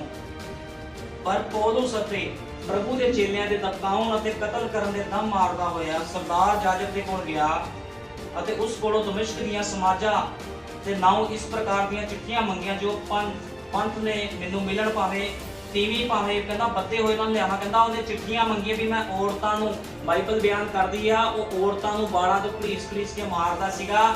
ਇਸੇ ਸੰਤ ਪੌਲੁਸ ਨੂੰ ਪ੍ਰਭੂ ਯੀਸ਼ੂ ਮਸੀਹ ਨੇ ਦਰਸ਼ਨ ਦਿੱਤਾ। ਉਹਨੇ ਇਹ ਨਹੀਂ ਕਿਹਾ ਵੀ ਮੈਂ ਪਿਤਾ ਆ, ਮੈਂ ਪੁੱਤਰ ਆ। ਉਹ ਕਹਿੰਦਾ ਮੈਂ ਪ੍ਰਭੂ ਯੀਸ਼ੂ ਮਸੀਹ ਹਾਂ, ਕਿਉਂਕਿ ਖੁਦਾ ਦਾ ਕੋਈ ਨਾਮ ਹੁੰਦਾ ਆ। ਉਹਨੇ ਕਿਹਾ ਮੈਂ ਪ੍ਰਭੂ ਯੀਸ਼ੂ ਮਸੀਹ। ਕਹਿੰਦਾ ਤੂੰ ਕੌਣ ਆ? ਉਹ ਕਹਿੰਦਾ ਹੇ ਸੋਲੂਸ, ਹੇ ਸੋਲੂਸ ਤੂੰ ਮੈਨੂੰ ਕਿਉਂ ਸਤਾਉਂਦਾ ਹੈ? ਉਸਨੇ ਕਿਹਾ ਪ੍ਰਭੂ ਜੀ ਤੂੰ ਕੌਣ ਹੈ? ਹੁਣ ਉਹਨੂੰ ਪਤਾ ਸੀ ਵੀ ਉੱਪਰੋਂ ਕਿਸੇ ਦੀ ਆਵਾਜ਼ ਆਈ ਆ, ਇਹ ਕਿਸੇ ਬੰਦੇ ਦੀ ਆਵਾਜ਼ ਨਹੀਂ ਹੈ, ਪਰਮੇਸ਼ਵਰ ਦੀ ਆਵਾਜ਼ ਸੀ। ਉਸਨੇ ਕਿਹਾ ਮੈਂ ਯੀਸ਼ੂ ਹਾਂ ਜਿਸ ਨੂੰ ਤੂੰ ਸਤਾਉਂਦਾ ਹੈ, ਪਰ ਉੱਠ ਅਤੇ ਸ਼ਹਿਰ ਵਿੱਚ ਜਾ, ਜੋ ਕੁਝ ਤੈਨੂੰ ਕਰਨਾ ਚਾਹੀਦਾ ਤੈਨੂੰ ਦੱਸਿਆ ਜਾਵੇਗਾ। ਹੁਣ ਕਹਿਣ ਦਾ ਮਤਲਬ ਪਰਮੇਸ਼ਵਰ ਪਾਪੀਆਂ ਦੇ ਲਈ ਆਇਆ ਸੀ। ਸੰਤ ਪੌਲੁਸ ਵੀ ਜਦੋਂ ਪਾਪ ਦੇ ਵਿੱਚ ਸੀਗਾ ਤੇ ਪਰਮੇਸ਼ਵਰ ਨੇ ਕੀ ਕੀਤਾ? ਯੀਸ਼ੂ ਮਸੀਹ ਨੇ ਉਹਨੂੰ ਜੀਵਨ ਦਿੱਤਾ ਤੇ ਉਹਨੂੰ ਕਹਿੰਦਾ ਮੇਰੇ ਕੰਮਾਂ ਨੂੰ ਕਰ। ਇਹੀ ਸੰਤ ਪੌਲੁਸ ਜਿਹੜਾ ਖੁਦਾ ਦੇ ਲੋਕਾਂ ਨੂੰ ਮਾਰਦਾ ਸੀ, ਇਸੇ ਸੰਤ ਪੌਲੁਸ ਨੇ ਪਰਮੇਸ਼ਵਰ ਦੇ ਕੰਮਾਂ ਦੇ ਲਈ 5 ਵਾਰੀ ਕੋੜੇ ਖਾਦੇ। ਯੀਸ਼ੂ ਮਸੀਹ ਨੂੰ 39 ਕੋੜੇ ਇੱਕ ਵਾਰੀ ਮਾਰੇ ਗਏ। ਜਿਹੜਾ ਇੱਕ ਕੋੜਾ ਹੁੰਦਾ ਆ, ਉਹ ਅਸੀਂ ਜੇ ਕੋੜੇ ਨੂੰ ਦੇਖਦੇ ਆਂ ਵੀ ਕੋੜਾ ਹੱਡੀਆਂ ਦੇ ਸ਼ੀਸ਼ਿਆਂ ਦੇ ਨਾਲ ਬਣਿਆ ਹੁੰਦਾ ਸੀ, ਉਹ 'ਚ ਹੱਡੀਆਂ ਪਾਈਆਂ ਹੁੰਦੀਆਂ ਸੀ, ਬਹੁਤ ਤਿੱਖੀਆਂ ਚੀਜ਼ਾਂ ਲੱਗੀਆਂ ਹੁੰਦੀਆਂ ਸੀ। ਜਦੋਂ ਇੱਕ ਕੋੜਾ ਕਿਸੇ ਆਮ ਮਨੁੱਖ ਦੇ ਵੱਜ ਜਾਵੇ 1.5 ਸਾਲ ਉਹਦੀ ਰਿਕਵਰੀ ਲੱਗਦੀ। 1.5 ਸਾਲ ਉਸ ਕੋੜੇ ਦੀ ਸੱਟ ਨੂੰ ਠੀਕ ਹੋਣ ਦੇ ਵਿੱਚ ਲੱਗਦਾ ਆ, 1.5 ਸਾਲ ਦਾ ਸਮਾਂ। ਤੇ ਯੀਸ਼ੂ ਮਸੀਹ ਨੂੰ 39 ਕੋੜੇ ਮਾਰੇ ਗਏ ਤੇ ਸੰਤ ਪੌਲੁਸ ਨੂੰ 5 ਵਾਰੀ ਕੋੜੇ ਮਾਰੇ ਸੀ। ਹੁਣ ਸੰਤ ਪੌਲੁਸ ਨੇ ਨਹੀਂ ਕਿਹਾ ਵੀ ਮੈਂ ਕੋਠੀਆਂ ਬਣਾਣੀਆਂ, ਮੈਂ ਕਾਰਾਂ ਬਣਾਣੀਆਂ। ਜਿਹੜੇ ਖੁਦਾ ਦੇ ਲੋਕ ਹੁੰਦੇ ਆ ਉਹ ਪੈਸੇ ਵੱਲ ਧਿਆਨ ਨਹੀਂ ਦਿੰਦੇ। ਉਹ ਹਮੇਸ਼ਾ ਖੁਦਾ ਇਹ ਨਹੀਂ ਕਹਿੰਦਾ ਤੁਸੀਂ ਪੈਸਾ ਨਹੀਂ ਕਮਾਣਾ, ਲੇਕਿਨ ਉਹ ਕਹਿੰਦਾ ਮੇਰੇ ਵਚਨ ਦੇ ਅਨੁਸਾਰ ਤੁਹਾਡਾ ਜੀਵਨ ਹੋਵੇ। ਪ੍ਰਕਾਸ਼ ਦੀ ਪੋਥੀ ਦੇ ਵਿੱਚ ਲਿਖਿਆ ਉਸ ਸਮੇਂ ਬਹੁਤ ਮੁਰਦੇ ਸਿੰਘਾਸਨ ਦੇ ਸਾਹਮਣੇ ਖੜੇ, ਬਹੁਤ ਸਾਰੇ ਮੁਰਦੇ ਜਿਹੜੇ ਸਿੰਘਾਸਨ ਸਾਹਮਣੇ ਖੜਨਗੇ ਤੇ ਉਹ ਉਹਨਾਂ ਨੂੰ ਕਹੂਗਾ ਤੁਸੀਂ ਦੂਜੀ ਮੌਤ ਦੇ ਵਿੱਚ ਜਾਓ। ਕਿਉਂਕਿ ਦੂਜੀ ਮੌਤ ਇੱਕ ਤਾਂ ਸਰੀਰ ਦੀ ਮੌਤ ਹੁੰਦੀ ਹੈ, ਇੱਕ ਮੌਤ ਆਤਮਾ ਦੀ। ਅੱਜ ਬਹੁਤ ਲੋਕ ਜਦੋਂ ਮਰਦੇ ਆ ਲੋਕਾਂ ਨੂੰ ਪਤਾ ਹੀ ਲੋਕ ਮਰ ਕੇ ਕਿੱਥੇ ਜਾ ਰਹੇ ਆ। ਲੋਕ ਕਹਿੰਦੇ ਜੀ ਇਹ ਤਾਂ ਸਵਰਗ ਵਿੱਚ ਚਲਾ ਗਿਆ। ਇੱਕ ਬੰਦਾ ਗਲਤ ਜੀਵਨ ਬਤੀਤ ਕਰਦਾ ਧਰਤੀ ਤੇ। ਅੱਜ ਬਹੁਤ ਮਸੀਹ ਲੋਕ ਜਦੋਂ ਮਰਦੇ ਆ ਇੱਕ ਗਲਤ ਜੀਵਨ ਬਤੀਤ ਕਰ ਰਿਹਾ ਤੇ ਉਹ ਸ਼ਰਾਬ ਪੀਂਦਾ, ਗਲਤ ਕੰਮ ਕਰਦਾ, ਬਾਅਦ ਚ ਜੋ ਮਰਦਾ ਉਹਦਾ ਜਨਾਜ਼ਾ ਇੱਕ ਸੇਵਕ ਪੜਦਾ ਆ। ਉਹ ਸੇਵਕ ਕੀ ਕਰਦਾ ਆ, ਉਹ ਕਹਿੰਦਾ ਇਹਨੇ ਬੜਾ ਵਧੀਆ ਜੀਵਨ ਬਤੀਤ ਕੀਤਾ। ਲੇਕਿਨ ਸੇਵਕ ਦੇ ਦੱਸਣ ਦੇ ਨਾਲ ਕੁਝ ਨਹੀਂ, ਜਿਹੜੇ ਲੋਕਾਂ ਦੇ ਵਿੱਚ ਉਹਨੇ ਜੀਵਨ ਬਤੀਤ ਕੀਤਾ, ਕੀ ਉਹਨਾਂ ਲੋਕਾਂ ਨੂੰ ਨਹੀਂ ਪਤਾ ਸੀਗਾ ਕਿ ਇਹ ਕਿੱਦਾਂ ਦਾ ਮਨੁੱਖ ਸੀਗਾ? ਤੇ ਉਹ ਕਹਿੰਦੇ ਖੁਦਾ ਦੇ ਰਾਜ 'ਚ ਚੱਲ ਗਿਆ। ਖੁਦਾ ਦੇ ਰਾਜ 'ਚ ਉਹੀ ਮਨੁੱਖ ਜਾ ਸਕਦਾ ਆ। ਬਾਈਬਲ ਬਿਆਨ ਕਰਦੀ ਜਿੱਦਾਂ ਯੀਸ਼ੂ ਮਸੀਹ ਨੇ ਨਿਕੋਦੇਮੁਸ ਨੂੰ ਕਿਹਾ ਸੀ, ਜਿਹੜਾ ਜਲ ਅਤੇ ਆਤਮਾ ਦੇ ਨਾਲ ਨਹੀਂ ਜੰਮਦਾ ਪਰਮੇਸ਼ਵਰ ਦੇ ਰਾਜ ਦੇ ਵਿੱਚ ਦਾਖਲ ਨਹੀਂ ਹੋ ਸਕਦਾ। ਜਲ ਤੇ ਆਤਮਾ ਨਾਲ ਜੰਮਣਾ ਬਹੁਤ ਜ਼ਰੂਰੀ ਹੈ। ਜਿੱਦਾਂ ਕੋਈ ਮਨੁੱਖ ਜਲ ਆਤਮਾ ਦੇ ਨਾਲ ਨਹੀਂ ਚੱਲਦਾ, ਕਦੇ ਵੀ ਉਹਦੇ ਰਾਜ 'ਚ ਨਹੀਂ ਜਾਊਗਾ। ਇਸ ਕਰਕੇ ਖੁਦਾ ਬਰਕਤ ਦਿੰਦਾ, ਆਸ਼ੀਸ਼ ਦਿੰਦਾ ਆ, ਬਹੁਤ ਵਧੀਆ ਗੱਲ ਆ, ਲੇਕਿਨ ਸਾਨੂੰ ਵਚਨਾਂ ਦੇ ਵਿੱਚ ਚੱਲਣਾ ਵੀ ਬਹੁਤ ਜ਼ਰੂਰੀ ਹੈ। ਅੱਜ ਲੋਕ ਦਾਅਵਾ ਕਰਦੇ ਸਾਡੇ ਅੰਦਰ ਪਵਿੱਤਰ ਆਤਮਾ, ਲੇਕਿਨ ਲੋਕਾਂ ਦੇ ਜੀਵਨ ਦੇਖ ਲਓ ਕਿੱਦਾਂ ਦੇ ਆ। ਪਵਿੱਤਰ ਆਤਮਾ ਫਿਲਮਾਂ ਨਹੀਂ ਦੇਖਦਾ, ਪਵਿੱਤਰ ਆਤਮਾ ਟੀਵੀ ਨਹੀਂ ਦੇਖਦਾ, ਪਵਿੱਤਰ ਆਤਮਾ ਮੇਕਅਪ ਨਹੀਂ ਕਰਦਾ। ਜਿਹਦੇ ਅੰਦਰ ਪਵਿੱਤਰ ਆਤਮਾ, ਉਹ ਸੰਸਾਰ ਵਾਲਾ ਮਿੱਤਰਚਾਰਾ ਨਹੀਂ ਰੱਖੂਗਾ ਕਦੇ ਵੀ। ਜਿਹਦੇ ਅੰਦਰ ਪਵਿੱਤਰ ਆਤਮਾ ਹੈ, ਇਹਦਾ ਮਤਲਬ ਵੀ ਲੋਕੀ ਝੂਠੀ ਗਵਾਹੀ ਦਿੰਦੇ ਆ। ਕਿਉਂਕਿ ਇਸ ਯੁੱਗ ਦੇ ਨਬੀ ਨੇ ਕਿਹਾ ਆ, ਕਹਿੰਦੇ ਚਿੰਨ੍ਹ ਦੇ ਪਿੱਛੇ ਵੀ ਕੋਈ ਆਵਾਜ਼ ਹੋਣੀ ਚਾਹੀਦੀ ਆ। ਜਦੋਂ ਮੂਸਾ ਨੂੰ ਬਲਦੀ ਹੋਈ ਝਾੜੀ 'ਚ ਦਰਸ਼ਨ ਦਿੱਤਾ ਗਿਆ ਤੇ ਉਹਨੂੰ ਕਿਹਾ ਸੀ ਤੂੰ ਆਪਣਾ ਹੱਥ ਛਾਤੀ ਉੱਪਰ ਰੱਖ, ਤੇਰਾ ਹੱਥ ਕੋੜ ਦੇ ਨਾਲ ਭਰ ਜਾਵੇਗਾ। ਉਹਨੂੰ ਕਿਹਾ ਆਪਣੀ ਲਾਠੀ ਸੁੱਟ, ਤੇ ਉਹ ਲਾਠੀ ਸੱਪ ਬਣ ਗਈ। ਉਹ ਕਹਿੰਦਾ ਇਹ ਚਿੰਨ੍ਹ ਲੈ ਕੇ ਜਾ, ਲੇਕਿਨ ਉਸ ਚਿੰਨ੍ਹ ਦੇ ਪਿੱਛੇ ਇੱਕ ਆਵਾਜ਼ ਸੀਗੀ। ਅੱਜ ਜੇ ਕੋਈ ਚਿੰਨ੍ਹ ਚਮਤਕਾਰ ਕਰਦਾ ਆ ਤੇ ਮੰਨ ਲਓ ਕੋਈ ਮਨੁੱਖ ਕਿਸੇ ਮਨੁੱਖ ਨੂੰ ਚੰਗਾ ਕਰ ਰਿਹਾ, ਲੇਕਿਨ ਗੱਲ ਚੰਗਿਆਈ ਦੀ ਨਹੀਂ। ਚੰਗਿਆਈ ਤਾਂ ਪਰਮੇਸ਼ਵਰ ਦਿੰਦਾ ਆ, ਚੰਗਿਆਈ ਜੀਵਨ 'ਚ ਪ੍ਰਵੇਸ਼ ਨਹੀਂ ਕਰਾਂਦੀ। ਅੱਜ ਬਹੁਤ ਲੋਕ ਚਰਚਾਂ ਵਿੱਚ ਆ ਕੇ ਚੰਗਿਆਈਆਂ ਲੈਂਦੇ, ਬਰਕਤਾਂ ਲੈਂਦੇ, ਉਹਨਾਂ ਨੂੰ ਕੋਠੀਆਂ ਕਾਰਾਂ ਮਿਲਦੀਆਂ, ਲੇਕਿਨ ਸਵਾਲ ਕੋਠੀਆਂ ਕਾਰਾਂ ਜਾਂ ਚੰਗਿਆਈਆਂ ਦਾ ਨਹੀਂ, ਸਵਾਲ ਹੈਗਾ ਜੀਵਨ ਦਾ। ਜਦੋਂ ਇੱਕ ਮਨੁੱਖ ਮਰਦਾ, ਇਸ ਯੁੱਗ ਦੇ ਨਬੀ ਭਾਈ ਬ੍ਰੈਨਮ ਨੇ ਕਿਹਾ ਨਰਕ ਦੇ ਵਿੱਚ ਕਰੋੜਾਂ ਦੁਸ਼ਟ ਆਤਮੇ ਪ੍ਰਭੂ ਯਿਸੂ ਮਸੀਹ ਨੂੰ ਕਹਿ ਰਹੇ, ਕਹਿੰਦੇ ਇੱਕ ਮੌਕਾ ਸਾਨੂੰ ਦੇ ਦੇ, ਅਸੀਂ ਤੋਬਾ ਕਰਾਂਗੇ, ਸਾਨੂੰ ਵਾਪਸ ਜਾਣ ਦੇ। ਅਸੀਂ ਬਾਈਬਲ 'ਚ ਵੀ ਦੇਖ ਸਕਦੇ ਸੀ, ਜਦੋਂ ਇੱਕ ਲਾਜ਼ਰ ਮਨੁੱਖ, ਜਿਹੜਾ ਲਾਜ਼ਰ ਸੀਗਾ ਅਮੀਰ ਮਨੁੱਖ, ਜਦੋਂ ਮਰਿਆ, ਧਨੀ ਮਨੁੱਖ ਵੀ ਮਰਿਆ, ਤੇ ਲਾਜ਼ਰ ਜਿਹੜਾ ਇਬਰਾਹਿਮ ਦੀ ਗੋਦ ਵਿੱਚ ਗਿਆ, ਜਿੱਥੇ ਇਬਰਾਹਿਮ ਸੀ ਉਸ ਸਥਾਨ ਦੇ ਵਿੱਚ ਗਿਆ, ਤੇ ਜਿਹੜਾ ਅਮੀਰ ਮਨੁੱਖ ਸੀ ਉਹ ਨਰਕ ਵਿੱਚ ਚਲਾ ਗਿਆ। ਤੇ ਉਹ ਕਹਿੰਦਾ ਲਾਜ਼ਰ ਨੂੰ ਭੇਜ, ਉਹ ਕਹਿੰਦਾ ਉਂਗਲ ਦਾ ਇੱਕ ਤੁਪਕਾ ਲੈ ਕੇ ਮੇਰੀ ਜੀਭ ਤੇ ਲਗਾਵੇ, ਮੇਰੀ ਜ਼ੁਬਾਨ ਨੂੰ ਠੰਡਾ ਕਰੇ। ਲੇਕਿਨ ਇਬਰਾਹਿਮ ਨੇ ਕਿਹਾ ਬੇਟਾ ਤੇਰੇ ਤੇ ਸਾਡੇ ਵਿੱਚ ਖੱਡ ਆ, ਕਹਿੰਦਾ ਨਾ ਤੂੰ ਇੱਧਰ ਆ ਸਕਦਾ, ਨਾ ਅਸੀਂ ਇੱਧਰ ਆ ਸਕਦੇ ਹਾਂ। ਕਹਿਣ ਦਾ ਮਤਲਬ ਉਸ ਮਨੁੱਖ ਨੇ ਸੰਸਾਰ ਦੇ ਵਿੱਚ ਰਹਿ ਕੇ ਬਹੁਤ ਧਨ ਦੌਲਤ ਸੀ, ਕੋਲ ਬਹੁਤ ਪੈਸਾ ਸੀਗਾ, ਲੇਕਿਨ ਫਿਰ ਵੀ ਉਹਨੂੰ ਜੀਵਨ ਨਹੀਂ ਮਿਲਿਆ। ਬਾਈਬਲ ਬਿਆਨ ਕਰਦੀ ਆ ਦੋਨਾਂ ਦਾ ਜਨਾਜ਼ਾ ਪੜਿਆ ਗਿਆ, ਦੋਨੋਂ ਮਰੇ, ਦੋਨੋਂ ਦਫਨਾਏ ਗਏ, ਦੋਨਾਂ ਦੀ ਉਹੀ ਰੀਤੀ ਰਿਵਾਜ ਪੂਰੀ ਕੀਤੇ ਗਏ ਮਸੀਹ ਦੇ ਅਨੁਸਾਰ ਜਿਹੜੇ ਕਰਨੇ ਚਾਹੀਦੇ ਸੀਗੇ। ਲੇਕਿਨ ਇੱਕ ਬੰਦਾ ਖੁਦਾ ਦੇ ਰਾਜ 'ਚ ਚਲੇ ਗਿਆ, ਇਬਰਾਹਿਮ ਦੀ ਗੋਦ 'ਚ ਚਲ ਗਿਆ, ਇੱਕ ਬੰਦਾ ਨਰਕ 'ਚ ਚਲ ਗਿਆ। ਤੇ ਉਹ ਇਬਰਾਹਿਮ ਨੂੰ ਕਹਿੰਦਾ ਮੈਨੂੰ ਜਾਣ ਦੇ, ਕਹਿੰਦਾ ਮੇਰੇ ਭਰਾਵਾਂ ਨੂੰ ਮੈਂ ਦੱਸੂਗਾ, ਕਹਿੰਦਾ ਨਹੀਂ, ਕਹਿੰਦਾ ਹੁਣ ਤੇਰਾ ਸਮਾਂ ਖਤਮ ਹੋ ਚੁੱਕਿਆ ਆ। ਫਿਰ ਉਹ ਕਹਿੰਦਾ ਆਪਣੇ ਕਿਸੇ ਦੂਤ ਨੂੰ ਭੇਜ ਦੇ, ਕਿਸੇ ਨੂੰ ਭੇਜ ਦੇ, ਮੇਰੇ ਭਰਾਵਾਂ ਦੇ ਕੋਲ ਜਾਣ, ਕਹਿੰਦੇ ਉਹਨਾਂ ਦੇ ਕੋਲ ਬਾਈਬਲਾਂ ਤੇ ਪੁਸਤਕਾਂ ਆ। ਜਦੋਂ ਇੱਥੇ ਸੰਸਾਰ ਦੇ ਵਿੱਚ ਇੱਕ ਮਨੁੱਖ ਜਦੋਂ ਮਰ ਗਿਆ, ਉਹਦੇ ਸਾਹ ਪ੍ਰਾਣ ਨਿਕਲ ਗਏ, ਉਹਦੀ ਕੋਈ ਮੌਕਾ ਨਹੀਂ ਹੈ। ਚਾਹੇ ਜਿੰਨਾ ਮਰਜ਼ੀ ਫਾਸਟ ਕਰਨ ਵਾਲਾ ਹੋਵੇ, ਜਿੰਨੀ ਮਰਜ਼ੀ ਪ੍ਰਾਰਥਨਾ ਕਰਨ ਵਾਲਾ, ਜਿਹੜਾ ਮਨੁੱਖ ਜੀਵਨ ਦੀ ਪੋਥੀ ਵਿੱਚ ਨਹੀਂ ਪਾਇਆ ਗਿਆ, ਉਹ ਨਰਕ ਦੀ ਅੱਗ ਵਿੱਚ ਸਿੱਟਿਆ ਜਾਵੇਗਾ। ਇਸ ਕਰਕੇ ਸੰਸਾਰ ਦੇ ਨਾਲ ਮਿੱਤਰਚਾਰਾ ਨਹੀਂ ਰੱਖਣਾ। ਜਿਹੜਾ ਮਨੁੱਖ ਸੰਸਾਰ ਦੇ ਨਾਲ ਮਿੱਤਰਚਾਰਾ ਰੱਖਦਾ ਆ, ਪਰਮੇਸ਼ਵਰ ਦਾ ਉਹਦੇ ਵਿੱਚ ਕੋਈ ਵੀ ਪ੍ਰੇਮ ਨਹੀਂ ਹੈ। ਬਾਈਬਲ ਇਸੇ ਤਰ੍ਹਾਂ ਬਿਆਨ ਕਰਦੀ ਹੈ। ਜਦੋਂ ਸੰਤ ਪੌਲੁਸ ਜਿਹਦੀ ਅੱਖਾਂ ਖੁੱਲੀਆਂ, ਜਦੋਂ ਹਨਨਿਆ ਇੱਕ ਸੇਵਕ, ਜਿਹੜਾ ਹਨਨਿਆ ਸੇਵਕ ਸੀਗਾ, ਜਦੋਂ ਪ੍ਰਭੂ ਨੇ ਉਹਨੂੰ ਭੇਜਿਆ ਵੀ ਜਾ ਹਨਨਿਆ ਮੇਰੇ ਸੇਵਕ ਦੇ ਉੱਪਰ ਸਿਰ ਤੇ ਹੱਥ ਰੱਖ ਕੇ ਪ੍ਰਾਰਥਨਾ ਕਰ, ਉਹਦੀ ਅੱਖਾਂ ਤੋਂ ਛਿਲਕੇ ਉਤਰੇ। ਜਦੋਂ ਅੱਖਾਂ ਦੇ ਛਿਲਕੇ ਉਤਰੇ ਤੇ ਉਹ ਜਾਣ ਗਿਆ ਕਿ ਮੈਂ ਕੌਣ, ਕਿਉਂਕਿ ਸੰਤ ਪੌਲੁਸ ਬਾਈਬਲ ਦਾ ਪਹਿਲਾ ਦੂਤ ਸੀਗਾ। ਬਾਈਬਲ ਇਸੇ ਤਰ੍ਹਾਂ ਬਿਆਨ ਕਰਦੀ, ਪਹਿਲਾ ਦੂਤ ਸੰਤ ਪੌਲੁਸ ਸੀ। ਪ੍ਰਕਾਸ਼ ਦੀ ਪੋਥੀ ਦੇ ਵਿੱਚ 7 ਦੂਤਾਂ ਬਾਰੇ ਕਿਹਾ ਗਿਆ, ਪਹਿਲਾ ਦੂਤ ਸੰਤ ਪੌਲੁਸ ਸੀਗਾ। ਉੱਥੇ ਕਿਹਾ 7 ਆਤਮੇ, ਜਿਹੜਾ ਪਹਿਲਾ ਆਤਮਾ ਸੀ, ਪਹਿਲਾ ਦੂਤ ਸੰਤ ਪੌਲੁਸ ਸੀ। ਤੇ ਸੰਤ ਪੌਲੁਸ ਕਹਿੰਦੇ ਇੰਨੇ ਦੁੱਖਾਂ ਦੇ ਵਿੱਚ ਉਹਨੇ ਜੀਵਨ ਬਤੀਤ ਕੀਤਾ, ਲੇਕਿਨ ਉਹਨੇ ਕਦੇ ਵੀ ਪਰਮੇਸ਼ਵਰ ਦੇ ਵਚਨ ਤੋਂ ਪਿੱਛੇ ਨਹੀਂ ਹਟਿਆ। ਉਹਨੂੰ ਕੋੜੇ ਮਾਰੇ ਗਏ, ਉਹਨੂੰ ਬੜੀ ਬੁਰੀ ਤਰ੍ਹਾਂ ਕੁੱਟਿਆ ਜਾਂਦਾ ਸੀ, ਮਾਰਿਆ। ਉਹ ਕਹਿੰਦਾ ਮੈਂ ਆਪਣੇ ਸਰੀਰ ਨੂੰ ਰੋਜ਼ ਮਾਰਦਾ ਹਾਂ। ਕਿਸ ਤਰ੍ਹਾਂ ਮਾਰਦਾ ਸੀ ਆਪਣੇ ਸਰੀਰ ਨੂੰ? ਆਪਣੀ ਖਵਾਇਸ਼ਾਂ ਨੂੰ ਮਾਰਦਾ ਸੀਗਾ, ਆਪਣੀ ਹਰ ਇੱਕ ਜੋ ਉਹਨੂੰ ਲੋੜ ਜ਼ਰੂਰਤ ਉਹਨੂੰ ਮਾਰ ਕੇ ਪਰਮੇਸ਼ਵਰ ਦੇ ਕੰਮਾਂ ਨੂੰ ਕਰਦਾ ਸੀ। ਇਸੇ ਤਰ੍ਹਾਂ ਪ੍ਰਭੂ ਯਿਸੂ ਮਸੀਹ ਵੀ ਚਾਹੁੰਦਾ ਵੀ ਤੁਸੀਂ ਬਰਕਤਾਂ ਲਓ, ਚੰਗਿਆਈਆਂ ਲਓ, ਲੇਕਿਨ ਜੀਵਨ ਵੀ ਲਓ। ਉਹ ਇਹ ਨਹੀਂ ਚਾਹੁੰਦਾ ਵੀ ਮੇਰੇ ਬੱਚੇ ਨਾਸ਼ ਹੋ ਜਾਣ, ਕਿਉਂਕਿ ਜਿਹੜਾ ਨਰਕ ਬਣਾਇਆ ਗਿਆ, ਨਰਕ ਮਨੁੱਖਾਂ ਵਾਸਤੇ ਨਹੀਂ ਬਣਾਇਆ ਗਿਆ। ਜਿਹੜਾ ਨਰਕ ਬਣਾਇਆ ਗਿਆ ਉਹ ਸ਼ੈਤਾਨ ਲੂਸੀਫਰ ਵਾਸਤੇ ਬਣਾਇਆ ਗਿਆ ਸੀਗਾ। ਤੇ ਲੂਸੀਫਰ ਨੂੰ ਹੁਣ ਲੋਕ ਖੁਦ ਜਾ ਕੇ ਜੱਫੀ ਪਾਉਂਦੇ ਆ, ਉਹ ਕਹਿੰਦੇ ਅਸੀਂ ਵੀ ਤੇਰੇ ਨਾਲ ਜਾਣਾ ਹੈ। ਪਰਮੇਸ਼ਵਰ ਨੇ ਮਨੁੱਖਾਂ ਵਾਸਤੇ ਨਰਕ ਨਹੀਂ ਬਣਾਇਆ, ਲੇਕਿਨ ਅੱਜ ਅਸੀਂ ਦੇਖਦੇ ਹਾਂ ਹਜ਼ਾਰਾਂ ਕਰੋੜਾਂ ਲੋਕ ਨਰਕ 'ਚ ਜਾ ਰਹੇ। ਮੱਤੀ 7:21 ਵਿੱਚ ਵੀ ਲਿਖਿਆ, ਕਹਿੰਦਾ ਉਹਨਾਂ ਨੇ ਕਿਹਾ ਸੀ ਤੇਰੇ ਨਾਮ 'ਚ ਭੂਤ ਕੱਢੇ, ਤੇਰੇ ਨਾਮ 'ਚ ਭੁੱਖਵਾਣੀਆਂ ਕੀਤੀਆਂ। ਉਹ ਕਹਿੰਦਾ ਹੇ ਬੁਰਿਆਰੋ, ਮੈਂ ਤੁਹਾਨੂੰ ਨਹੀਂ ਜਾਣਦਾ, ਤੁਸੀਂ ਕੌਣ ਹੋ? ਕਹਿੰਦਾ ਚਲੇ ਜਾਓ ਮੇਰੇ ਕੋਲ। ਹੁਣ ਉਹ ਪਾਸਟਰਾਂ ਨੂੰ ਨਰਕ ਦੇ ਵਿੱਚ ਭੇਜ ਰਿਹਾ, ਇਹਦਾ ਮਤਲਬ ਵੀ ਕਿਤੇ ਨਾ ਕਿਤੇ ਕੋਈ ਨਾ ਕੋਈ ਗੜਬੜ ਹੈ। ਜਿਹੜੇ ਪਾਸਟਰ ਲੋਕ ਵੀ ਨਰਕ 'ਚ ਜਾ ਰਹੇ ਆ, ਇਹਦਾ ਮਤਲਬ ਲੋਕਾਂ ਨੂੰ ਵਚਨ ਦੀ ਸਮਝ ਨਹੀਂ ਹੈ। ਲੋਕੀ ਆਪਣੀ ਮਰਜ਼ੀ ਨਾਲ ਜੀਵਨ ਬਤੀਤ ਕਰਦੇ। ਜਦੋਂ ਨੂਹ ਦਾ ਸਮਾਂ ਸੀ, ਪਰਮੇਸ਼ਵਰ ਨੇ ਹਮੇਸ਼ਾ ਦੁਨੀਆ ਦਾ ਨਾਸ਼ ਕਰਨ ਤੋਂ ਪਹਿਲੇ ਇੱਕ ਦੂਤ ਭੇਜਦਾ ਆਪਣਾ। ਉਹਨੇ ਨੂਹ ਦੇ ਸਮੇਂ ਵਿੱਚ ਨੂਹ ਨੂੰ ਭੇਜਿਆ। ਜਦੋਂ ਨੂਹ ਨੂੰ ਭੇਜਿਆ ਤੇ ਕੋਈ ਵੀ ਉਹਦੇ ਚਰਚ 'ਚ ਨਹੀਂ ਆਉਂਦਾ, ਕੋਈ ਵੀ ਉਹਦਾ ਪ੍ਰਚਾਰ ਨਹੀਂ ਸੀ ਸੁਣਦਾ। ਭਾਈ ਬ੍ਰੈਨਮ ਨੇ ਕਿਹਾ, ਸਤਵੇਂ ਦੂਤ ਨੇ ਕਿਹਾ, ਉਸ ਸਮੇਂ ਵੱਡੇ ਵੱਡੇ ਪਾਸਟਰ ਸੀ, ਗਿਆਨੀ ਲੋਕ ਸੀ, ਭਵਿੱਖਵਕਤਾ ਸਾਰੇ ਲੋਕ ਸੀਗੇ, ਕੱਲਾ ਨੂਹ ਨਹੀਂ ਸੀ ਜਿਹੜਾ ਪਰਮੇਸ਼ਵਰ ਨੂੰ ਮੰਨਦਾ। ਲੇਕਿਨ ਉਹਨਾਂ ਨੇ ਉਹਦਾ ਠੱਠਾ ਉਡਾਇਆ। ਜਦੋਂ ਉਹਨੇ ਕਿਸ਼ਤੀ ਬਣਾਈ, 120 ਸਾਲ ਉਹਨੇ ਪ੍ਰਚਾਰ ਕੀਤਾ ਵੀ ਕਿਸ਼ਤੀ ਵਿੱਚ ਆ ਜਾਓ, ਲੇਕਿਨ ਕੋਈ ਵੀ ਮਨੁੱਖ ਉਹਦੀ ਕਿਸ਼ਤੀ 'ਚ ਆਉਣ ਨੂੰ ਤਿਆਰ ਨਹੀਂ ਸੀ। ਲੋਕੀ ਉਹਦੇ ਮਜ਼ਾਕ ਉਡਾਉਂਦੇ ਸੀਗੇ। ਲੇਕਿਨ ਇੱਕ ਦਿਨ ਕੀ ਹੋਇਆ, ਜਦੋਂ ਉਹ ਕਿਸ਼ਤੀ ਵਿੱਚ ਚੜਿਆ ਤੇ ਕੀ ਹੋਇਆ, ਦਰਵਾਜ਼ਾ ਬੰਦ ਕਰ ਦਿੱਤਾ ਕਿ ਜਦੋਂ ਬਾਰਿਸ਼ ਆਈ, ਮੀਂਹ ਆਇਆ, ਬਾਰਿਸ਼ ਆਈ ਤੇ ਕੀ ਹੋਇਆ, ਉਸੇ ਪਾਣੀ ਨੇ, ਭਾਈ ਬ੍ਰੈਨਮ ਨੇ ਕਿਹਾ, ਨਬੀ ਨੇ ਕਿਹਾ, ਉਹੀ ਪਾਣੀ ਨੂਹ ਨੂੰ ਜੀਵਨ ਦੇ ਗਿਆ ਤੇ ਉਹੀ ਪਾਣੀ ਲੋਕਾਂ ਦੀ ਮੌਤ ਦਾ ਕਾਰਨ ਬਣਿਆ। ਉਹ ਕਹਿੰਦਾ ਜਿਹੜੇ ਲੋਕ ਅੱਜ ਪਵਿੱਤਰ ਆਤਮਾ ਨੂੰ ਨਹੀਂ ਮੰਨਦੇ, ਪਵਿੱਤਰ ਆਤਮਾ ਪਾਏ ਹੋਏ ਬੰਦੇ ਦੀ ਰਿਸਪੈਕਟ ਨਹੀਂ ਕਰਦੇ ਜਾਂ ਵਚਨਾਂ ਨੂੰ ਨਹੀਂ ਮੰਨਦੇ, ਇਹੀ ਪਵਿੱਤਰ ਆਤਮਾ ਜਿਹੜਾ ਅੱਜ ਲੋਕਾਂ ਨੂੰ ਬਰਕਤਾਂ ਚੰਗਿਆਈਆਂ ਦੇ ਰਿਹਾ, ਇਹੀ ਪਵਿੱਤਰ ਆਤਮਾ ਜਿੱਦਣ ਕਿਰਪਾ ਦੇ ਸਿੰਘਾਸਨ ਤੋਂ ਉੱਠ ਕੇ ਨਿਆਂ ਦੇ ਸਿੰਘਾਸਨ ਤੇ ਬੈਠੂਗਾ ਤੇ ਇਹੀ ਪਵਿੱਤਰ ਆਤਮਾ ਨੂੰ ਨਰਕ ਵਿੱਚ ਸਿੱਟੂਗਾ। ਕਿਉਂਕਿ ਨਬੀ ਨੇ ਇੱਕ ਸਟੋਰੀ ਸੁਣਾਈ ਸੀ, ਕਹਿੰਦੇ ਕਿ ਛੋਟਾ ਬੱਚਾ ਸੀ, ਜਿਹੜੇ ਇਸ ਯੁੱਗ ਦੇ ਨਬੀ ਸੀ ਭਾਈ ਬ੍ਰੈਨਮ, ਉਹਨਾਂ ਨੇ ਕਹਾਣੀ ਸੁਣਾਈ। ਕਹਿੰਦੇ ਕਿ ਛੋਟਾ ਬੱਚਾ ਗਲੀ 'ਚ ਖੇਡ ਰਿਹਾ ਸੀਗਾ। ਜਦੋਂ ਗਲੀ 'ਚ ਇੱਕ ਛੋਟਾ ਬੱਚਾ ਖੇਡ ਰਿਹਾ ਸੀ ਤਾਂ ਉੱਥੋਂ ਘੋੜੇ ਨਿਕਲ ਰਹੇ ਸੀਗੇ ਤੇ ਘੋੜਿਆਂ ਦੇ ਥੱਲੇ ਉਸ ਬੱਚੇ ਨੇ ਆਣਾ ਸੀ ਤੇ ਕੀ ਹੋਇਆ, ਉੱਥੇ ਇੱਕ ਬੰਦਾ ਨਿਕਲ ਰਿਹਾ ਸੀਗਾ ਸੂਝਵਾਨ। ਉਹਨੇ ਉਸ ਬੱਚੇ ਨੂੰ ਬਚਾਇਆ। ਜਦੋਂ ਉਸ ਬੱਚੇ ਨੂੰ ਬਚਾਇਆ ਉਹਨੇ ਤੇ ਕੀ ਹੋਇਆ, ਉਹ ਬੱਚਾ ਮੌਤ ਤੋਂ ਬਚ ਗਿਆ। ਕਿੰਨਾ ਵਧੀਆ ਉਹਨੇ ਕੰਮ ਕੀਤਾ ਤੇ ਦੇਖੋ ਬਚਾਉਣ ਵਾਲਾ ਬਣਿਆ। ਤੇ ਜਦੋਂ ਬੱਚਾ ਵੱਡਾ ਹੁੰਦਾ ਗਿਆ ਤੇ ਬੱਚਾ ਚੋਰ ਬਣ ਗਿਆ।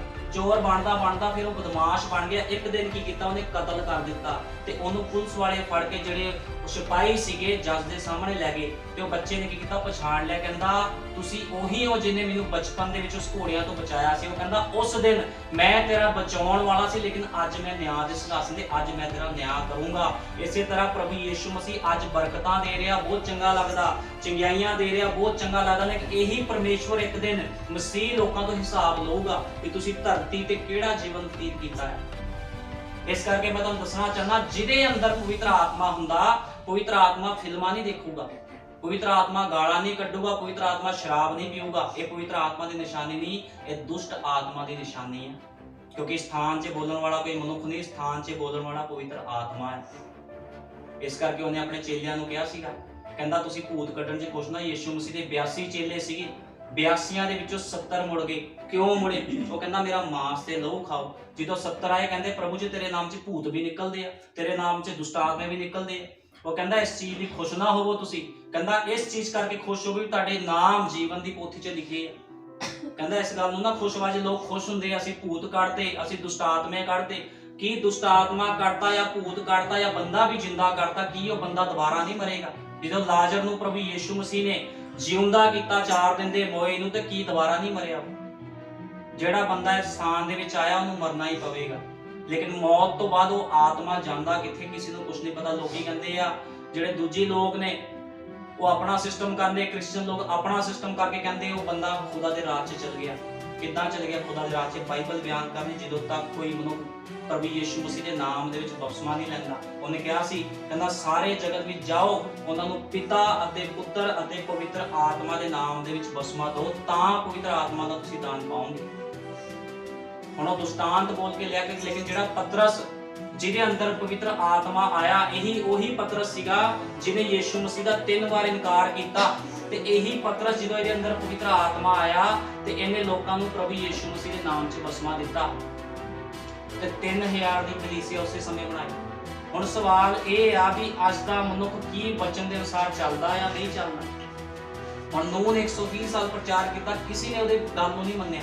ਲੋਕੀ ਉਹਨੂੰ ਪਾਗਲ ਕਹਿੰਦੇ ਸੀ, ਉਹਨੂੰ ਸ਼ੁਦਾਈ ਕਹਿੰਦੇ ਸੀ, ਕਹਿੰਦੇ ਬੰਦਾ ਪਾਗਲ ਹੋ ਗਿਆ। ਇਸ ਕਰਕੇ ਕਦੇ ਵੀ ਖੁਦਾ ਦਾ ਪਵਿੱਤਰ ਆਤਮਾ ਪਾਏ ਹੋਏ ਬੰਦੇ ਨੂੰ ਕਦੇ ਪਾਗਲ ਨਹੀਂ ਕਹਿਣਾ ਚਾਹੀਦਾ, ਬਿਨਾਂ ਸੋਚੇ ਸਮਝੇ। ਨਾ ਉਹਦਾ ਠੱਠਾ ਨਾ ਉਹਦਾ ਮਜ਼ਾਕ ਉਡਾਉਣਾ ਚਾਹੀਦਾ।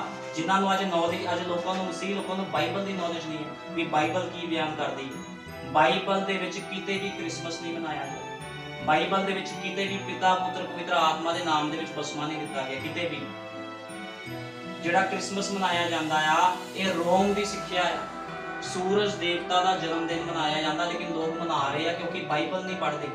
ਬਾਈਬਲ 'ਚ ਕਿਤੇ ਵੀ ਉਹਦੇ ਚੇਲਿਆਂ ਨੇ ਜਿਨ੍ਹਾਂ ਨੇ ਪਵਿੱਤਰ ਆਤਮਾ ਪਾਇਆ ਸੀਗਾ, ਸਭ ਤੋਂ ਪਹਿਲਾ ਪਵਿੱਤਰ ਆਤਮਾ 120 ਦੀ ਜਮਾਤ ਤੇ ਉਤਰਿਆ ਸੀਗਾ, ਪਰ ਕਿਸੇ ਤੇ ਪਵਿੱਤਰ ਆਤਮਾ ਨਹੀਂ ਸੀ ਉਤਰਿਆ। ਜਦੋਂ ਪਵਿੱਤਰ ਆਤਮਾ ਉਤਰਿਆ ਤੇ ਇਸੇ ਸੰਤ ਪੌਲੁਸ ਨੇ ਕਿਹਾ, ਜੋ ਸਿੱਖਿਆ ਅਸੀਂ ਤੁਹਾਨੂੰ ਦਿੰਨੇ ਆ, ਇਸ ਸਿੱਖਿਆ ਤੋਂ ਇਲਾਵਾ ਜੇ ਕੋਈ ਸਵਰਗ ਤੋਂ ਦੂਤ ਵੀ ਆਵੇ ਤਾਂ ਸ਼ਰਾਬਿਤ ਹੋਵੇ। ਜੋ ਸਿੱਖਿਆ ਰਸੂਲਾਂ ਨੇ ਦਿੱਤੀ ਆ, ਬਾਈਬਲ ਬਿਆਨ ਕਰਦੀ, ਇਸ ਸਿੱਖਿਆ ਤੋਂ ਇਲਾਵਾ ਜੇ ਕੋਈ ਆਪਣੀ ਸਿੱਖਿਆ ਦਿੰਦਾ, ਉਹ ਕਹਿੰਦਾ ਜੇ ਸਵਰਗ ਤੋਂ ਕੋਈ ਦੂਤ ਵੀ ਉੱਤਰ ਆਵੇ ਤੇ ਸ਼ਾਪਿਤ ਹੋਵੇ। ਸੰਤ ਪੌਲੁਸ ਨੇ ਇਹ ਗੱਲ ਕਹੀ ਆ। ਇਸ ਕਰਕੇ ਕੋਈ ਵੀ ਮਨੁੱਖ ਬਾਈਬਲ ਨੂੰ ਨਹੀਂ ਕੱਢ ਸਕਦਾ, ਕੋਈ ਵੀ ਮਨੁੱਖ ਬਾਈਬਲ ਨੂੰ ਨਹੀਂ ਕੱਢ ਸਕਦਾ। ਜੋ ਬਾਈਬਲ ਕਹਿੰਦੀ ਹੈ ਉਹਦੇ ਅਨੁਸਾਰ ਚੱਲਣਾ। ਅੱਜ ਲੋਕਾਂ ਦਾ ਧਿਆਨ ਚੰਗਿਆਈਆਂ, ਬਰਕਤਾਂ, ਅਸ਼ੀਸ਼ਾਂ, ਚੰਗਿਆਈਆਂ ਠੀਕ ਆ, ਬਰਕਤਾਂ ਠੀਕ ਆ, ਸਭ ਕੁਝ ਠੀਕ ਆ। ਪਰਮੇਸ਼ਵਰ ਆਪਣੇ ਬੱਚਿਆਂ ਨੂੰ ਸਭ ਕੁਝ ਦਿੰਦਾ, ਲੇਕਿਨ ਖੁਦਾਵੰਦ ਚੰਗਿਆਈਆਂ ਤੋਂ ਇਲਾਵਾ ਤੁਹਾਨੂੰ ਜੀਵਨ ਵੀ ਦੇਣਾ ਚਾਹੁੰਦਾ ਹੈ। ਉਹ ਕਹਿੰਦਾ ਤੁਸੀਂ ਵਚਨ ਦੇ ਅਨੁਸਾਰ ਜੀਵਨ ਬਤੀਤ ਕਰੋ। ਜੇ ਕੋਈ ਮਨੁੱਖ ਵਚਨ ਦੇ ਅਨੁਸਾਰ ਜੀਵਨ ਨਹੀਂ ਬਤੀਤ ਕਰਦਾ ਤੇ ਉਹਦੀ ਬਹੁਤ ਮਾੜੀ ਗੱਲ ਆ। ਇਸ ਕਰਕੇ ਮੈਂ ਤੁਹਾਨੂੰ ਦੱਸਣਾ ਚਾਹੁੰਦਾ, ਮੈਂ ਪਿੱਛੇ ਜੇ ਕਿਸੇ ਭਾਈ ਨਾਲ ਗੱਲ ਕਰ ਰਿਹਾ ਸੀਗਾ, ਮੈਂ ਉਹਨੂੰ ਕਿਹਾ, ਉਹ ਕਹਿੰਦਾ ਮੇਰੇ ਅੰਦਰ ਪਵਿੱਤਰ ਆਤਮਾ ਆ। ਮੈਂ ਕਿਹਾ ਜੇ ਤੇਰੇ ਅੰਦਰ ਪਵਿੱਤਰ ਆਤਮਾ, ਤੂੰ ਫਿਲਮਾਂ ਕਿਉਂ ਦੇਖਦਾ ਹੈ? ਪਵਿੱਤਰ ਆਤਮਾ ਫਿਲਮਾਂ ਨਹੀਂ ਦੇਖਦਾ, ਪਵਿੱਤਰ ਆਤਮਾ ਗੰਦਗੀ ਨਹੀਂ ਕਰਦਾ, ਇਹ ਦੁਸ਼ਟ ਆਤਮਾ ਦੇ ਕੰਮ ਹੁੰਦੇ ਆ। ਇਸ ਕਰਕੇ ਜੇ ਪਵਿੱਤਰ ਆਤਮਾ ਦਾ ਦਾਵਾ ਕਰਦੇ ਹੋ ਤੇ ਪਹਿਲਾਂ ਪਵਿੱਤਰ ਆਤਮਾ ਨੂੰ ਪਾਣਾ ਕਿੱਦਾਂ ਆ, ਪਵਿੱਤਰ ਆਤਮਾ ਹੈ ਕੀ ਹੈ, ਸਾਨੂੰ ਸਮਝਣ ਦੀ ਲੋੜ ਆ। ਜਿੱਦਾਂ ਵਚਨ ਕਹਿੰਦਾ ਉਹਦੇ ਅਨੁਸਾਰ ਜੀਵਨ ਬਤੀਤ ਕਰਨਾ। ਹੁਣ ਉਹੀ ਪਾਣੀ ਜੀਵਨ ਦੇ ਗਿਆ, ਉਹੀ ਪਾਣੀ ਲੋਕਾਂ ਨੂੰ ਮੌਤ ਦੇ ਗਿਆ। ਜਦੋਂ ਰਿਬਕਾ ਦੇ ਕੋਲ ਜਦੋਂ ਇਬਰਾਹਿਮ ਦਾ ਨੌਕਰ ਆਇਆ ਸੀਗਾ ਆਪਣੇ ਊਠਾਂ ਨੂੰ ਲੈ ਕੇ, ਤੇ ਕੀ ਹੋਇਆ, ਰਿਬਕਾ ਨੇ ਉਸ ਊਠਾਂ ਨੂੰ ਪਾਣੀ ਪਿਲਾਇਆ ਤੇ ਉਹੀ ਊਠ ਚੱਕ ਕੇ ਰਿਬਕਾ ਨੂੰ ਇਸਹਾਕ ਦੇ ਕੋਲ ਲੈ ਕੇ ਗਏ। ਤੇ ਇਹੀ ਪਾਣੀ ਜਿਹੜਾ ਲੋਕਾਂ ਨੂੰ ਮਾਰਤਾ, ਉਸੇ ਪਾਣੀ ਨੇ ਨੂਹ ਨੂੰ ਜੀਵਨ ਦੇ ਦਿੱਤਾ। ਇਸੇ ਤਰ੍ਹਾਂ ਜਦੋਂ ਪ੍ਰਭੂ ਯੀਸ਼ੂ ਮਸੀਹ ਆਇਆ ਤੇ ਪ੍ਰਭੂ ਯੀਸ਼ੂ ਮਸੀਹ ਨੇ ਲੋਕਾਂ ਨੂੰ ਜੀਵਨ ਦੇਣ ਵਾਸਤੇ ਸਥਾਨ ਦੇ ਵਿੱਚ ਆਇਆ। ਉਹ ਨਹੀਂ ਚਾਹੁੰਦਾ ਵੀ ਕੋਈ ਵੀ ਮਨੁੱਖ ਪਾਪ ਦੇ ਵਿੱਚ ਹੋ ਕੇ ਮਰੇ। ਉਹਨੇ ਕਿਹਾ ਮੈਂ ਨਰੋਇਆਂ ਵਾਸਤੇ ਆਇਆ, ਨਰੋਇਆਂ ਵਾਸਤੇ ਨਹੀਂ, ਮੈਂ ਬਿਮਾਰਾਂ ਵਾਸਤੇ ਆਇਆ। ਜਦੋਂ ਉਹਨੂੰ ਫੱਕੀ ਫਰੀਸੀ ਕਹਿੰਦੇ ਸੀ, ਕਹਿੰਦੇ ਪਾਪੀਆਂ ਦੇ ਨਾਲ ਖਾਂਦਾ ਪੀਂਦਾ ਆ, ਪਾਪੀਆਂ ਦੇ ਨਾਲ ਬੈਠਦਾ। ਉਹ ਇਸ ਕਰਕੇ ਕਹਿ ਰਿਹਾ ਸੀ ਕਿਉਂਕਿ ਉਹ ਲੋਕ ਬੜੇ ਗਿਆਨੀ ਸੀਗੇ ਤੇ ਪ੍ਰਭੂ ਯੀਸ਼ੂ ਮਸੀਹ ਗਿਆਨੀਆਂ ਦਾ ਪਰਮੇਸ਼ਵਰ ਨਹੀਂ, ਖੁਦਾਵੰਦ ਹਲੀਮ ਲੋਕਾਂ ਦਾ ਪਰਮੇਸ਼ਵਰ ਆ। ਉਹ ਚਾਹੁੰਦਾ ਆ ਅੱਜ ਮੇਰੇ ਵੀ ਲੋਕ ਹਲੀਮ ਹੋਣ, ਲੇਕਿਨ ਜਿਹੜਾ ਬੰਦਾ ਹਲੀਮ ਨਹੀਂ ਹੁੰਦਾ, ਪਰਮੇਸ਼ਵਰ ਕਦੇ ਵੀ ਉਹਦੇ ਵਿੱਚ ਵਾਸ ਨਹੀਂ ਕਰਦਾ। ਇਸ ਕਰਕੇ ਅੱਜ ਸਮੇਂ ਦੇ ਸੰਦੇਸ਼ ਦੀ ਆਵਾਜ਼ ਨੂੰ ਪਛਾਣਨਾ ਕਿ ਖੁਦਾ ਚਾਹੁੰਦਾ ਕੀ ਆ ਸਾਡੇ ਤੋਂ। ਜਿੱਦਾਂ ਦੂਜੇ ਲੋਕ ਜੀਵਨ ਬਤੀਤ ਕਰ ਰਹੇ, ਸਾਡਾ ਜੀਵਨ ਇਦਾਂ ਦਾ ਨਹੀਂ। ਇੱਕ ਮਸੀਹ ਬੰਦਾ ਜਿਹੜਾ ਖੁਦਾ ਦੀ ਬੇਟੀ ਆ, ਖੁਦਾ ਦਾ ਬੇਟਾ ਹੁੰਦਾ, ਉਹਦੀ ਅਲੱਗ ਪਛਾਣ ਹੁੰਦੀ, ਉਹਦਾ ਅਲੱਗ ਪਹਿਰਾਵਾ ਹੁੰਦਾ ਹੈ। ਜੇ ਦੂਜੇ ਲੋਕ ਹਾਰ ਸ਼ਿੰਗਾਰ ਕਰ ਰਹੇ ਆ ਤੇ ਖੁਦਾ ਦੀ ਬੇਟੀਆਂ ਵੀ ਉਹ ਕੰਮ ਕਰ ਰਹੀਆਂ ਤੇ ਕੋਈ ਫਰਕ ਨਹੀਂ ਆ। ਉਹਨੇ ਨੂਹ ਨੂੰ ਕਿਹਾ ਸੀ ਤੇਰੀ ਕਿਸ਼ਤੀ ਅੰਦਰੋਂ ਅਤੇ ਬਾਹਰੋਂ ਦੋਨੋਂ ਪਾਸੇ ਲਿਪੀ ਹੋਣੀ ਚਾਹੀਦੀ ਆ। ਤੁਸੀਂ ਬਾਹਰੋਂ ਵੀ ਮਸੀਹ ਹੋਣੇ ਚਾਹੀਦੇ ਹੋ ਤੇ ਅੰਦਰੋਂ ਵੀ ਮਸੀਹ। ਜੇ ਕੋਈ ਕਹਿੰਦਾ ਜੀ ਮੈਂ ਬਾਹਰੋਂ ਮਸੀਹ ਆ ਅੰਦਰੋਂ ਨਹੀਂ ਆ ਤਾਂ ਉਹ ਤਾਂ ਵੀ ਗਲਤ ਆ। ਜੇ ਕੋਈ ਕਹਿੰਦਾ ਮੈਂ ਅੰਦਰੋਂ ਮਸੀਹ ਆ ਬਾਹਰੋਂ ਨਹੀਂ, ਇਹ ਸਾਰਾ ਕੁਝ ਰੋਂਗ ਆ। ਤੁਸੀਂ ਅੰਦਰੋਂ ਵੀ ਮਸੀਹ ਤੇ ਬਾਹਰੋਂ ਵੀ ਮਸੀਹ। ਮਸੀਹ ਦਾ ਮਤਲਬ ਹੁੰਦਾ ਆ ਮਸਾ ਕੀਤਾ ਹੋਇਆ। ਜੇ ਅੱਜ ਲੋਕ ਕਹਿੰਦੇ ਅਸੀਂ ਮਸੀਹ ਆ, ਅੱਜ ਲੋਕਾਂ ਨੂੰ ਸ਼ਰਮ ਨਹੀਂ ਆ। ਲੋਕੀ ਕਹਿੰਦੇ ਅਸੀਂ ਮਸੀਹ ਆ। ਜੇ ਮਸੀਹ ਹੋ, ਤੁਹਾਡੇ ਕੰਮ ਮਸੀਹਾਂ ਵਾਲੇ ਕਿਉਂ ਨਹੀਂ ਆ? ਤੁਹਾਡੇ ਕੰਮ ਤੇ ਮੂਰਤੀ ਪੂਜਕਾਂ ਤੋਂ ਵੀ ਭੈੜੇ ਆ। ਤੇ ਫਿਰ ਕਿੱਦਾਂ ਅੱਜ ਇੱਕ ਮਨੁੱਖ ਮਸੀਹ ਹੋ ਸਕਦਾ? ਅੱਜ ਕੋਈ ਵੀ ਬੰਦਾ ਮਸੀਹ ਨਹੀਂ ਆ। ਜਿਹਦੇ ਅੰਦਰ ਮਸੀਹ ਆਂਦਾ ਆ, ਉਸ ਬੰਦੇ ਦਾ ਜੀਵਨ ਵਚਨ ਦੇ ਅਨੁਸਾਰ ਹੁੰਦਾ। ਉਹ ਬੰਦਾ ਆਪਣੀ ਮਰਜ਼ੀ ਨਾਲ ਖਾ ਪੀ ਨਹੀਂ ਸਕਦਾ, ਆਪਣੀ ਮਰਜ਼ੀ ਨਾਲ ਜੀਵਨ ਨਹੀਂ ਬਤੀਤ ਕਰਦਾ। ਉਹਨੇ ਵਚਨ ਨੂੰ ਪਹਿਲ ਦੇਣੀ ਹੈ। ਅੱਜ ਲੋਕ ਅਲੱਗ-ਅਲੱਗ ਸਿੱਖਿਆ ਦੇ ਵਿੱਚ ਜਾ ਰਹੇ, ਹਰ ਕੋਈ ਅਲੱਗ ਸਿੱਖਿਆ ਵਿੱਚ ਜਾ ਰਿਹਾ। ਹਰ ਕਿਸ ਦਾ ਆਪਣਾ ਸਿਧਾਂਤ ਆ, ਆਪਣੇ ਮਤ ਆ। ਕੋਈ ਪਾਣੀ ਦੇ ਨਾਲ ਬਸਮਾ ਦਿੰਦਾ ਆ, ਕੋਈ ਕਿੱਦਾਂ। ਲੇਕਿਨ ਬਾਈਬਲ ਕੀ ਬਿਆਨ ਕਰਦੀ ਆ? ਜਲ ਅਤੇ ਆਤਮਾ ਦੇ ਨਾਲ। ਉਹਨੇ ਨਿਕੋਦੇਮੁਸ ਨੂੰ ਕਿਉਂ ਕਿਹਾ ਸੀ? ਕਹਿੰਦਾ ਪਰਮੇਸ਼ਵਰ ਦੇ ਰਾਜ ਨਹੀਂ ਵੜ ਸਕਦਾ। ਇਹ ਯੀਸ਼ੂ ਮਸੀਹ ਦੇ ਕਹੀ ਹੋਈ ਗੱਲਾਂ ਮੂਲੀ, ਇਹਨੂੰ ਕੋਈ ਟਾਲ ਨਹੀਂ ਸਕਦਾ। ਜਿਹੜਾ ਬੈਪਟਾਈਜ਼ ਆ ਉਹ ਪ੍ਰਭੂ ਯੀਸ਼ੂ ਮਸੀਹ ਦੇ ਨਾਮ ਦੇ ਵਿੱਚ ਪਾਣੀ ਦੀ ਡੁਬਕੀ ਦੇ ਨਾਲ ਆ। ਉਹਦੇ ਬਾਅਦ ਪਵਿੱਤਰ ਆਤਮਾ ਦਾ ਦਾਨ ਆ। ਫਿਰ ਪਵਿੱਤਰ ਆਤਮਾ ਗੈਰ ਭਾਸ਼ਾ ਨਹੀਂ ਆ। ਪਵਿੱਤਰ ਆਤਮਾ ਜਿਹੜੀ ਗੈਰ ਭਾਸ਼ਾ, ਇਹ 9 ਵਰਦਾਨਾਂ ਦੇ ਵਿੱਚ ਇੱਕ ਵਰਦਾਨ ਆ। ਪਵਿੱਤਰ ਆਤਮਾ ਕੀ ਆ? ਪਵਿੱਤਰ ਆਤਮਾ ਉਸ ਬੰਦੇ ਦੇ ਅੰਦਰ ਹੁੰਦਾ ਜਿਹੜਾ ਜੀਵਨ ਬਤੀਤ ਕਰਦਾ, ਜਿਹੜਾ ਕਹਿੰਦਾ ਖੁਦਾਵੰਦ ਜੋ ਤੇਰਾ ਵਚਨ ਕਹੂਗਾ ਮੈਂ ਉਸ ਕੰਮ ਨੂੰ ਕਰਨਾ ਹੈ। ਤੇ ਪਰਮੇਸ਼ਵਰ ਬਰਕਤਾਂ ਵੀ ਦਿੰਦਾ, ਆਸ਼ੀਸ਼ਾਂ ਵੀ ਦਿੰਦਾ। ਉਹ ਇਹ ਨਹੀਂ ਆ ਕਿ ਜੋ ਕੋਈ ਖੁਦਾ ਦੇ ਸੱਚੇ ਲੋਕ ਆ ਉਹਨਾਂ ਨੂੰ ਬਰਕਤਾਂ ਨਹੀਂ ਦਿੰਦਾ, ਆਸ਼ੀਸ਼ਾਂ ਨਹੀਂ ਦਿੰਦਾ। ਦਿੰਦਾ ਆ ਕਿਉਂਕਿ ਪੁਰਾਣੇ ਨਿਯਮ ਦੇ ਵਿੱਚ ਉਹਨੇ ਕਿਹਾ ਆ ਬਰਕਤਾਂ ਤੇ ਸ਼ਰਾਪ। ਬਰਕਤਾਂ ਉਹਨਾਂ ਲੋਕਾਂ ਵਾਸਤੇ ਜਿਹੜੇ ਵਚਨ ਨੂੰ ਪੂਰਾ ਕਰਦੇ ਆ, ਠੀਕ ਹੈ। ਬਰਕਤਾਂ ਵੀ ਦਿੰਦਾ ਪ੍ਰਭੂ ਯੀਸ਼ੂ ਮਸੀਹ, ਲੇਕਿਨ ਉਹ ਗੱਲ ਬਰਕਤ ਦੀ ਨਹੀਂ, ਗੱਲ ਜੀਵਨ ਦੀ ਆ। ਯੀਸ਼ੂ ਮਸੀਹ ਜੀਵਨ ਦੇਣ ਆਇਆ ਸੀਗਾ। ਉਹਦਾ ਮਕਸਦ ਇਹ ਨਹੀਂ ਆ ਵੀ ਤੁਸੀਂ ਬਹੁਤ ਵੱਡੇ ਵੱਡੇ ਘਰਾਂ ਦੇ ਵਿੱਚ ਰਹੋ। ਕਹਿੰਦਾ ਤੁਸੀਂ ਘਰਾਂ 'ਚ ਵੀ ਰਹੋ, ਸਭ ਕੁਝ ਲਓ, ਲੇਕਿਨ ਮੈਂ ਤੁਹਾਨੂੰ ਜੀਵਨ ਦੇਣ ਆਇਆ। ਸਵਾਲ ਜੀਵਨ ਦਾ ਆ। ਜਦੋਂ ਉਹ ਅਮੀਰ ਮਨੁੱਖ ਨਰਕ ਦੇ ਵਿੱਚ ਸੜ ਰਿਹਾ ਸੀਗਾ, ਉਹ ਕਹਿੰਦਾ ਪ੍ਰਭੂ ਜੀ ਇੱਕ ਮੌਕਾ ਮੈਨੂੰ ਦੇ। ਇਬਰਾਹਿਮ ਨੂੰ ਕਹਿੰਦਾ ਇੱਕ ਮੌਕਾ ਮੈਨੂੰ ਦੇ, ਮੈਂ ਆਪਣੇ ਭਰਾਵਾਂ ਕੋਲ ਜਾਵਾਂ, ਉਹਨਾਂ ਨੂੰ ਸੱਚਾਈ ਦੱਸਾਂ। ਕਹਿੰਦਾ ਹੁਣ ਨਹੀਂ ਹੋ ਸਕਦਾ, ਜਦੋਂ ਤੱਕ ਕੋਈ ਮਨੁੱਖ ਜਿਉਂਦਾ ਆ ਉਹਦੇ ਕੋਲ ਮੌਕਾ ਆ ਤੌਬਾ ਕਰਨ ਦਾ। ਜਿੱਦਣ ਕਿਸੇ ਦੇ ਸਾਹ ਪ੍ਰਾਣ ਨਿਕਲ ਗਏ ਉਹਦੇ ਕੋਲ ਕੋਈ ਮੌਕਾ ਨਹੀਂ। ਇਸ ਕਰਕੇ ਨਬੀ ਨੇ ਕਿਹਾ, ਭਾਈ ਇਬਰਾਹਿਮ ਨੇ ਕਿਹਾ, ਕਹਿੰਦੇ ਆਦਮ ਤੇ ਹਵਾ ਨੂੰ ਪਰਮੇਸ਼ਵਰ ਨੇ ਆਪਣੀ ਮਰਜ਼ੀ ਤੇ ਛੱਡਿਆ ਸੀਗਾ। ਉਹਨੂੰ ਕਿਹਾ ਸੀ ਤੁਸੀਂ ਜੀਵਨ ਦਾ ਬ੍ਰਿਕਸ਼ ਤੋਂ ਖਾਣਾ ਆ ਜਾਂ ਫਿਰ ਭਲੇ ਬੁਰੇ ਤੋਂ ਖਾਣਾ।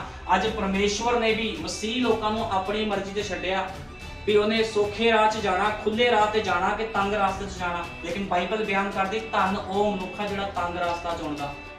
ਸੰਸਾਰ ਦਾ ਰਾਸਤਾ ਜਿਹੜਾ ਖੁੱਲਾ ਰਾਸਤਾ ਹੈ। ਇਸ ਕਰਕੇ ਸੰਸਾਰ ਵੱਲ ਨਹੀਂ ਦੇਖਣਾ, ਸੰਸਾਰ ਦੇ ਕੰਮਾਂ ਵੱਲ ਨਹੀਂ ਦੇਖਣਾ, ਪਵਿੱਤਰ ਆਤਮਾ ਦੇ ਕੰਮਾਂ ਵੱਲ ਦੇਖਣਾ ਵੀ ਪਵਿੱਤਰ ਆਤਮਾ ਕੀ ਕਹਿੰਦਾ ਹੈ।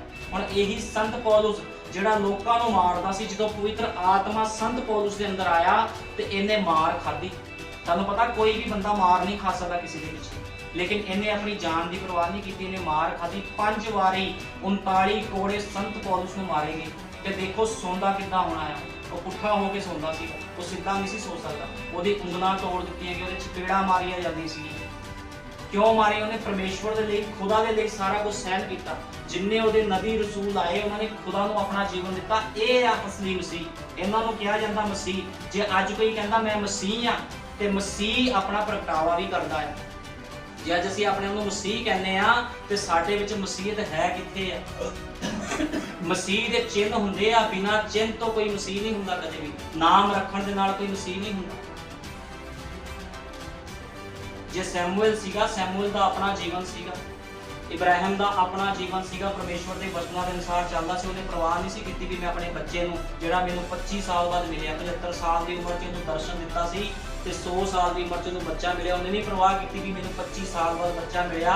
ਪਰਮੇਸ਼ਵਰ ਨੇ ਕਿਹਾ ਦੀ ਬਲੀ ਦੇ ਦਿਓ, ਬਲੀ ਦੇਣ ਲਈ ਚਲੇ ਗਿਆ। ਇਹ ਹੁੰਦੇ ਆ ਮਸੀਹ ਲੋਕ। ਇਹੋ ਜਿਹੇ ਮਸੀਹ ਲੋਕਾਂ ਨੂੰ ਖੁਦਾ ਪਸੰਦ ਕਰਦਾ ਜਿਹੜੇ ਸੰਸਾਰ ਨੂੰ ਤਿਆਗ ਕੇ ਪਰਮੇਸ਼ਵਰ ਦੇ ਵਚਨ ਦੇ ਪਿੱਛੇ ਚੱਲਦੇ। ਜੇ ਕੋਈ ਅੱਜ ਕਹਿੰਦਾ ਕਿ ਅਸੀਂ ਪਰਮੇਸ਼ਵਰ ਦੇ ਬਚਨ ਦਾ ਸਾਨੂੰ ਕੋਈ ਮਤਲਬ ਨਹੀਂ, ਅਸੀਂ ਸੰਸਾਰ ਦੇ ਰੀਤੀ ਰਿਵਾਜਾਂ ਨੂੰ ਮਨਾਣਾ ਤੇ ਸੰਸਾਰ ਦੇ ਰੀਤੀ ਰਿਵਾਜਾਂ ਨੂੰ ਮਨਾਉਣ ਵਾਲੇ ਨੂੰ ਖੁਦਾ ਕਦੇ ਪਸੰਦ ਨਹੀਂ ਕਰਦਾ। ਕਦੇ ਵੀ ਉਹ ਇਹੋ ਜਿਹੇ ਲੋਕਾਂ ਨੂੰ ਪਸੰਦ ਨਹੀਂ ਕਰਦਾ। ਹਮੇਸ਼ਾ ਉਹਨਾਂ ਲੋਕਾਂ ਨੂੰ ਪਸੰਦ ਕਰਦਾ ਜਿਹੜੇ ਵਚਨ ਨੂੰ ਪਹਿਲ ਦਿੰਦੇ, ਪਰਮੇਸ਼ਵਰ ਨੂੰ ਪਹਿਲ ਦਿੰਦੇ ਆ। ਅੱਜ ਬਹੁਤ ਲੋਕ ਸੰਡੇ ਨੂੰ ਵੀ ਛੱਡ ਦਿੰਦੇ, ਚਰਚ ਨੂੰ ਵੀ ਛੱਡ ਦਿੰਦੇ ਆ, ਵਿਆਹ ਸ਼ਾਦੀਆਂ ਤੇ ਜਾਂਦੇ ਆ। ਲੇਕਿਨ ਕੀ ਪਹਿਲ ਕਿਹਦੀ ਹੋਣੀ ਚਾਹੀਦੀ? ਪਹਿਲ ਉਹਦੀ ਹੋਣੀ ਚਾਹੀਦੀ ਜਿਹਨੇ ਸਾਨੂੰ ਜੀਵਨ ਦਿੱਤਾ, ਜਿਹਨੇ ਸਾਡੇ ਅੰਦਰ ਸਾਹ ਪ੍ਰਾਣ ਪਾਏ ਆ। ਪਹਿਲ ਉਹਦੀ ਹੋਣੀ ਚਾਹੀਦੀ ਹੈ। ਜੇ ਕੋਈ ਪਤਨੀ ਹੋਵੇ ਆਪਣੇ ਪਤੀ ਨੂੰ ਪਹਿਲ ਨਾ ਦੇਵੇ, ਕਿਸੇ ਦੂਜੇ ਨੂੰ ਪਹਿਲ ਦੇਵੇ ਤਾਂ ਉਹਦਾ ਪਤੀ ਉਹ ਤੋਂ ਨਾਰਾਜ਼ ਹੁੰਦਾ ਆ।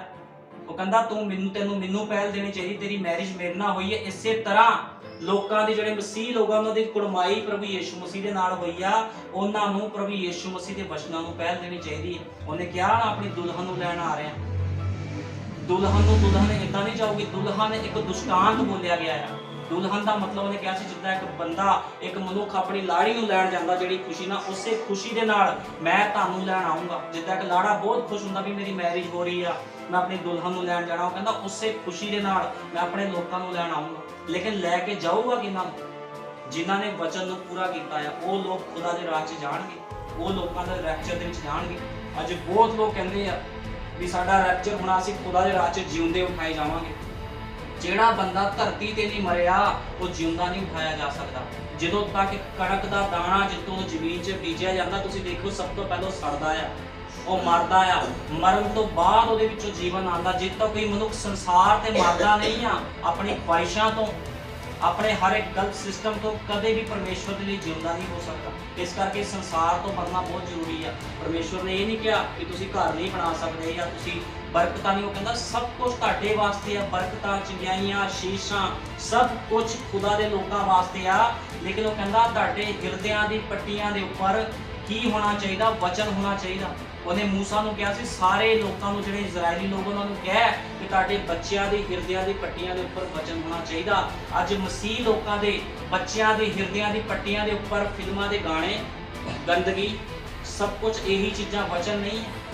ਜਿਹੜਾ ਆਤਮਿਕ ਬੰਦਾ ਹੁੰਦਾ ਉਹਦੀ ਨਿਸ਼ਾਨੀ ਤੁਹਾਨੂੰ ਦੱਸਣਗਾ। ਆਤਮਿਕ ਬੰਦਾ ਹਮੇਸ਼ਾ ਪਰਮੇਸ਼ਵਰ ਦੇ ਵਚਨਾਂ ਦੇ ਵਿੱਚ ਰਹਿੰਦਾ, ਉਹ ਸੰਸਾਰ ਦੇ ਨਾਲ ਨਹੀਂ ਰਹਿੰਦਾ। ਤੁਹਾਨੂੰ ਪਤਾ ਜਿੰਨੇ ਫਿਲਮਾਂ ਦੇ, ਜਿੰਨੀ ਫਿਲਮ ਇੰਡਸਟਰੀ ਹੈ, ਸਭ ਦੁਸ਼ਟ ਆਤਮਾ ਵੱਲੋਂ, ਸਭ ਸ਼ੈਤਾਨ ਵੱਲੋਂ ਆ। ਜਿੰਨੇ ਲੋਕ ਨੇ 5-5 ਵਿਆਹ ਕਰਾਉਂਦੇ ਆ, ਲੋਕੀ ਇਹਨਾਂ ਵੱਲ ਦੇਖ ਕੇ ਕੀ ਕਰਦੇ ਆ? ਆਤਮ ਹੱਤਿਆ ਕਰਦੇ ਆ, ਉਹਦਾ ਦੇ ਬਾਲ ਬਣਾਉਂਦੇ ਆ, ਸਟਾਈਲ ਬਣਾਉਂਦੇ ਆ। ਲੇਕਿਨ ਬਾਈਬਲ 'ਚ ਲਿਖਿਆ ਆ ਵੀ ਤੁਹਾਡੀ ਦਾੜੀ ਵੀ ਜਿਹੜੀ ਹੋਣੀ ਚਾਹੀਦੀ ਹੈ, ਤੁਹਾਡੇ ਵਾਲ ਵੀ ਵਚਨ ਦੇ ਅਨੁਸਾਰ ਹੋਣੇ ਚਾਹੀਦੇ।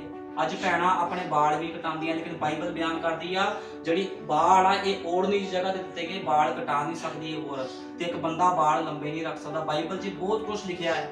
ਇਸ ਕਰਕੇ ਜਿਹੜਾ ਜੀਵਨ ਆ ਉਹ ਵਚਨ ਦੇ ਅਨੁਸਾਰ ਹੋਣਾ ਚਾਹੀਦਾ ਹੈ। ਪਰਮੇਸ਼ਵਰ ਇਕੱਲੇ ਇਸ ਘਰ ਨੂੰ ਨਹੀਂ ਚਾਹੁੰਦਾ, ਪਰਮੇਸ਼ਵਰ ਉਸ ਘਰ ਨੂੰ ਵੀ ਚਾਹੁੰਦਾ ਜਿਹੜਾ ਉਹ ਬਣਾਉਣ ਗਿਆ ਹੈ, ਤੇ ਉਸ ਘਰ ਦੇ ਵਿੱਚ ਉਹੀ ਜਾਊਗਾ। ਅੱਜ ਬਹੁਤ ਲੋਕ ਮਿਹਨਤਾਂ ਕਰ ਰਹੇ ਆ ਵੀ ਸਾਡਾ ਸਰੀਰਕ ਘਰ ਬਣੇ, ਲੇਕਿਨ ਸਰੀਰਕ ਘਰ ਜ਼ਰੂਰੀ ਆ ਤਾਂ ਉਸੇ ਤਰ੍ਹਾਂ ਆਤਮਿਕ ਘਰ ਵੀ ਜ਼ਰੂਰੀ ਆ। ਹੁਣ ਆਤਮਿਕ ਘਰ 'ਚ ਜਾਊਗਾ ਤੇ ਉਹ ਜਿਹਨੇ ਧਰਤੀ ਤੇ ਆਤਮਾ ਦੇ ਲਈ ਮਿਹਨਤ ਕੀਤੀ ਹੈ, ਉਸ ਘਰ ਦੇ ਲਈ ਮਿਹਨਤ ਕੀਤੀ ਹੈ। ਇਸ ਕਰਕੇ ਸਾਨੂੰ ਚਾਹੀਦਾ ਆ ਉਸ ਆਤਮਿਕ ਘਰ ਦੇ ਲਈ ਮਿਹਨਤ ਕਰੀਏ, ਸੰਸਾਰ ਵੱਲ ਨਾ ਦੇਖੀਏ, ਸੰਸਾਰ ਦੇ ਰੀਤੀ ਰਿਵਾਜਾਂ ਵੱਲ ਨਾ ਦੇਖੀਏ, ਬਾਈਬਲ ਵੱਲ ਦੇਖੀਏ ਵੀ ਬਾਈਬਲ ਕੀ ਕਹਿੰਦੀ ਹੈ। ਜੋ ਬਾਈਬਲ ਕਹਿੰਦੀ ਆ ਉਹ ਕੰਮ ਕਰੋ, ਜੋ ਬਾਈਬਲ ਨਹੀਂ ਕਹਿੰਦੀ ਉਹਨੂੰ ਉਹ ਕੰਮ ਸਾਨੂੰ ਨਹੀਂ ਕਰਨਾ ਚਾਹੀਦਾ। ਹਮੇਸ਼ਾ ਵਚਨ ਨੂੰ ਪਹਿਲ ਦਿਓ। ਜਦੋਂ ਮਨੁੱਖ ਵਚਨ ਨੂੰ ਪਹਿਲ ਦਿੰਦਾ ਆ ਤੇ ਉਹ ਕੀ ਕਰਦਾ, ਹਮੇਸ਼ਾ ਖੁਦਾ ਦੇ ਨਾਲ ਰਹਿੰਦਾ ਹੈ, ਖੁਦਾ ਦੇ ਨਾਲ ਰਹਿੰਦਾ, ਉਹਦੇ ਕੰਮਾਂ ਨੂੰ ਵੀ ਪੂਰਾ ਕਰਦਾ। ਲੇਕਿਨ ਜਦੋਂ ਕੋਈ ਬੰਦਾ ਵਚਨ ਤੋਂ ਪਿੱਛੇ ਹਟ ਜਾਂਦਾ ਤੇ ਪਰਮੇਸ਼ਵਰ ਇਹੋ ਜਿਹੇ ਮਨੁੱਖ ਨੂੰ ਪਸੰਦ ਨਹੀਂ ਕਰਦਾ। ਯਹੂਨਾ ਕੱਢਾਂਗੇ 15, ਯਹੂਨਾ 15, ਮੈਂ ਸੱਚੀ ਅੰਗੂਰ ਦੀ ਬੇਲ ਹਾਂ ਅਤੇ ਮੇਰਾ ਪਿਤਾ ਬਾਗਵਾਨ ਹੈ। ਹਰੇਕ ਟਹਿਣੀ ਜਿਹੜੀ ਮੇਰੇ ਵਿੱਚ ਹੈ ਅਤੇ ਫਲ ਨਹੀਂ ਦਿੰਦੀ ਉਸ ਨੂੰ ਮੈਂ ਲਾਹ ਸੁੱਟਦਾ ਹਾਂ। ਹੁਣ ਬਾਈਬਲ ਕੀ ਬਿਆਨ ਕਰਦੀ ਆ, ਕਹਿੰਦਾ ਮੈਂ ਅੰਗੂਰ ਦੀ ਵੇਲ ਆ। ਪ੍ਰਭੂ ਯਿਸੂ ਮਸੀਹ ਕਹਿ ਰਿਹਾ, ਕਹਿੰਦਾ ਜਿਹੜੀ ਟਹਿਣੀ ਫਲ ਨਹੀਂ ਦਿੰਦੀ ਮੈਂ ਉਹਨੂੰ ਲਾਹ ਸੁੱਟਦਾ ਹੈ, ਉਸ ਨੂੰ ਕਹਿੰਦਾ ਫਲ ਨਹੀਂ ਦਿੰਦੀ, ਕਹਿੰਦਾ ਉਹਨੂੰ ਲਾਹ ਸੁੱਟਦਾ, ਤੇ ਜੋ ਫਲ ਦਿੰਦੀ ਹੈ ਉਹਨੂੰ ਛਾਂਗਦਾ। ਉਹ ਕਹਿੰਦਾ ਜਿਹੜੀ ਫਲ ਦਿੰਦੀ ਮੈਂ ਉਹਨੂੰ ਛਾਂਗਦਾ। ਜਿਹੜੇ ਲੋਕ ਉਹਦੇ ਖੁਦਾ ਦੇ ਉਹਦੇ ਵਿੱਚ ਚੱਲਦੇ, ਤੁਹਾਨੂੰ ਪਤਾ ਜਦੋਂ ਇੱਕ ਟੀਚਰ ਕਿਸੇ ਬੱਚੇ ਨੂੰ ਪੜ੍ਹਾਉਂਦਾ, ਜਿਹੜਾ ਬੱਚਾ ਵਧੀਆ ਪੜ੍ਹਦਾ ਟੀਚਰ ਉਹਨੂੰ ਹੋਰ ਵੀ ਸਮਝਾਉਂਦਾ, ਉਹਨੂੰ ਤਾੜਦਾ ਵੀ ਤੂੰ ਵਧੀਆ ਤਰੀਕੇ ਨਾਲ ਪੜ੍ਹ। ਲੇਕਿਨ ਜਿਹੜਾ ਨਲਾਇਕ ਹੁੰਦਾ ਆ, ਜਿਹਨੂੰ ਪੜ੍ਹਨਾ ਨਹੀਂ ਆਉਂਦਾ, ਉਹਨੂੰ ਕਹਿੰਦਾ ਕੋਈ ਨਹੀਂ ਤੂੰ ਪਿੱਛੇ ਬਹਿ ਜਾ। ਉਹਨੂੰ ਪਤਾ ਹੁੰਦਾ ਵੀ ਇਹ ਬੰਦਾ ਕੁਝ ਨਹੀਂ ਕਰ ਸਕਦਾ।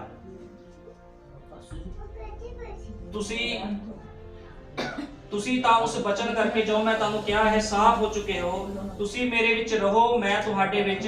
ਜਿਸ ਪ੍ਰਕਾਰ ਟਹਿਣੀ ਜੇ ਅੰਗੂਰ ਦੀ ਵੇਲ ਵਿੱਚ ਨਾ ਰਹੇ ਆਪਣੇ ਆਪ ਫਲ ਨਹੀਂ ਦੇ ਸਕਦੀ, ਇਸੇ ਪ੍ਰਕਾਰ ਤੁਸੀਂ ਵੀ ਜੇ ਮੇਰੇ ਵਿੱਚ ਨਾ ਰਹੋ ਫਲ ਨਹੀਂ ਦੇ ਸਕਦੇ। ਅੰਗੂਰ ਦੀ ਵੇਲ ਮੈਂ ਹਾਂ, ਤੁਸੀਂ ਟਹਿਣੀਆਂ ਹੋ। ਇਸ ਕਰਕੇ ਜੋ ਪਰਮੇਸ਼ਵਰ ਨੇ ਕਿਹਾ, ਇਸ ਬਾਈਬਲ ਨੂੰ, ਇਸ ਵਚਨ ਨੂੰ ਕੋਈ ਵੀ ਮਨੁੱਖ ਨਹੀਂ ਕੱਢ ਸਕਦਾ। ਉਹ ਕਹਿੰਦਾ ਮੈਂ ਅੰਗੂਰ ਦੀ ਵੇਲ ਹਾਂ।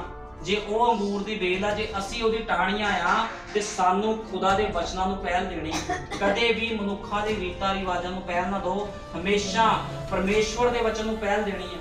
ਜਿਹੜਾ ਮਨੁੱਖ ਪਰਮੇਸ਼ਵਰ ਦੇ ਵਚਨ ਨੂੰ ਪਹਿਲ ਦਿੰਦਾ, ਖੁਦਾਵੰਦ ਉਸ ਮਨੁੱਖ ਨੂੰ ਪਸੰਦ ਕਰਦਾ ਹੈ।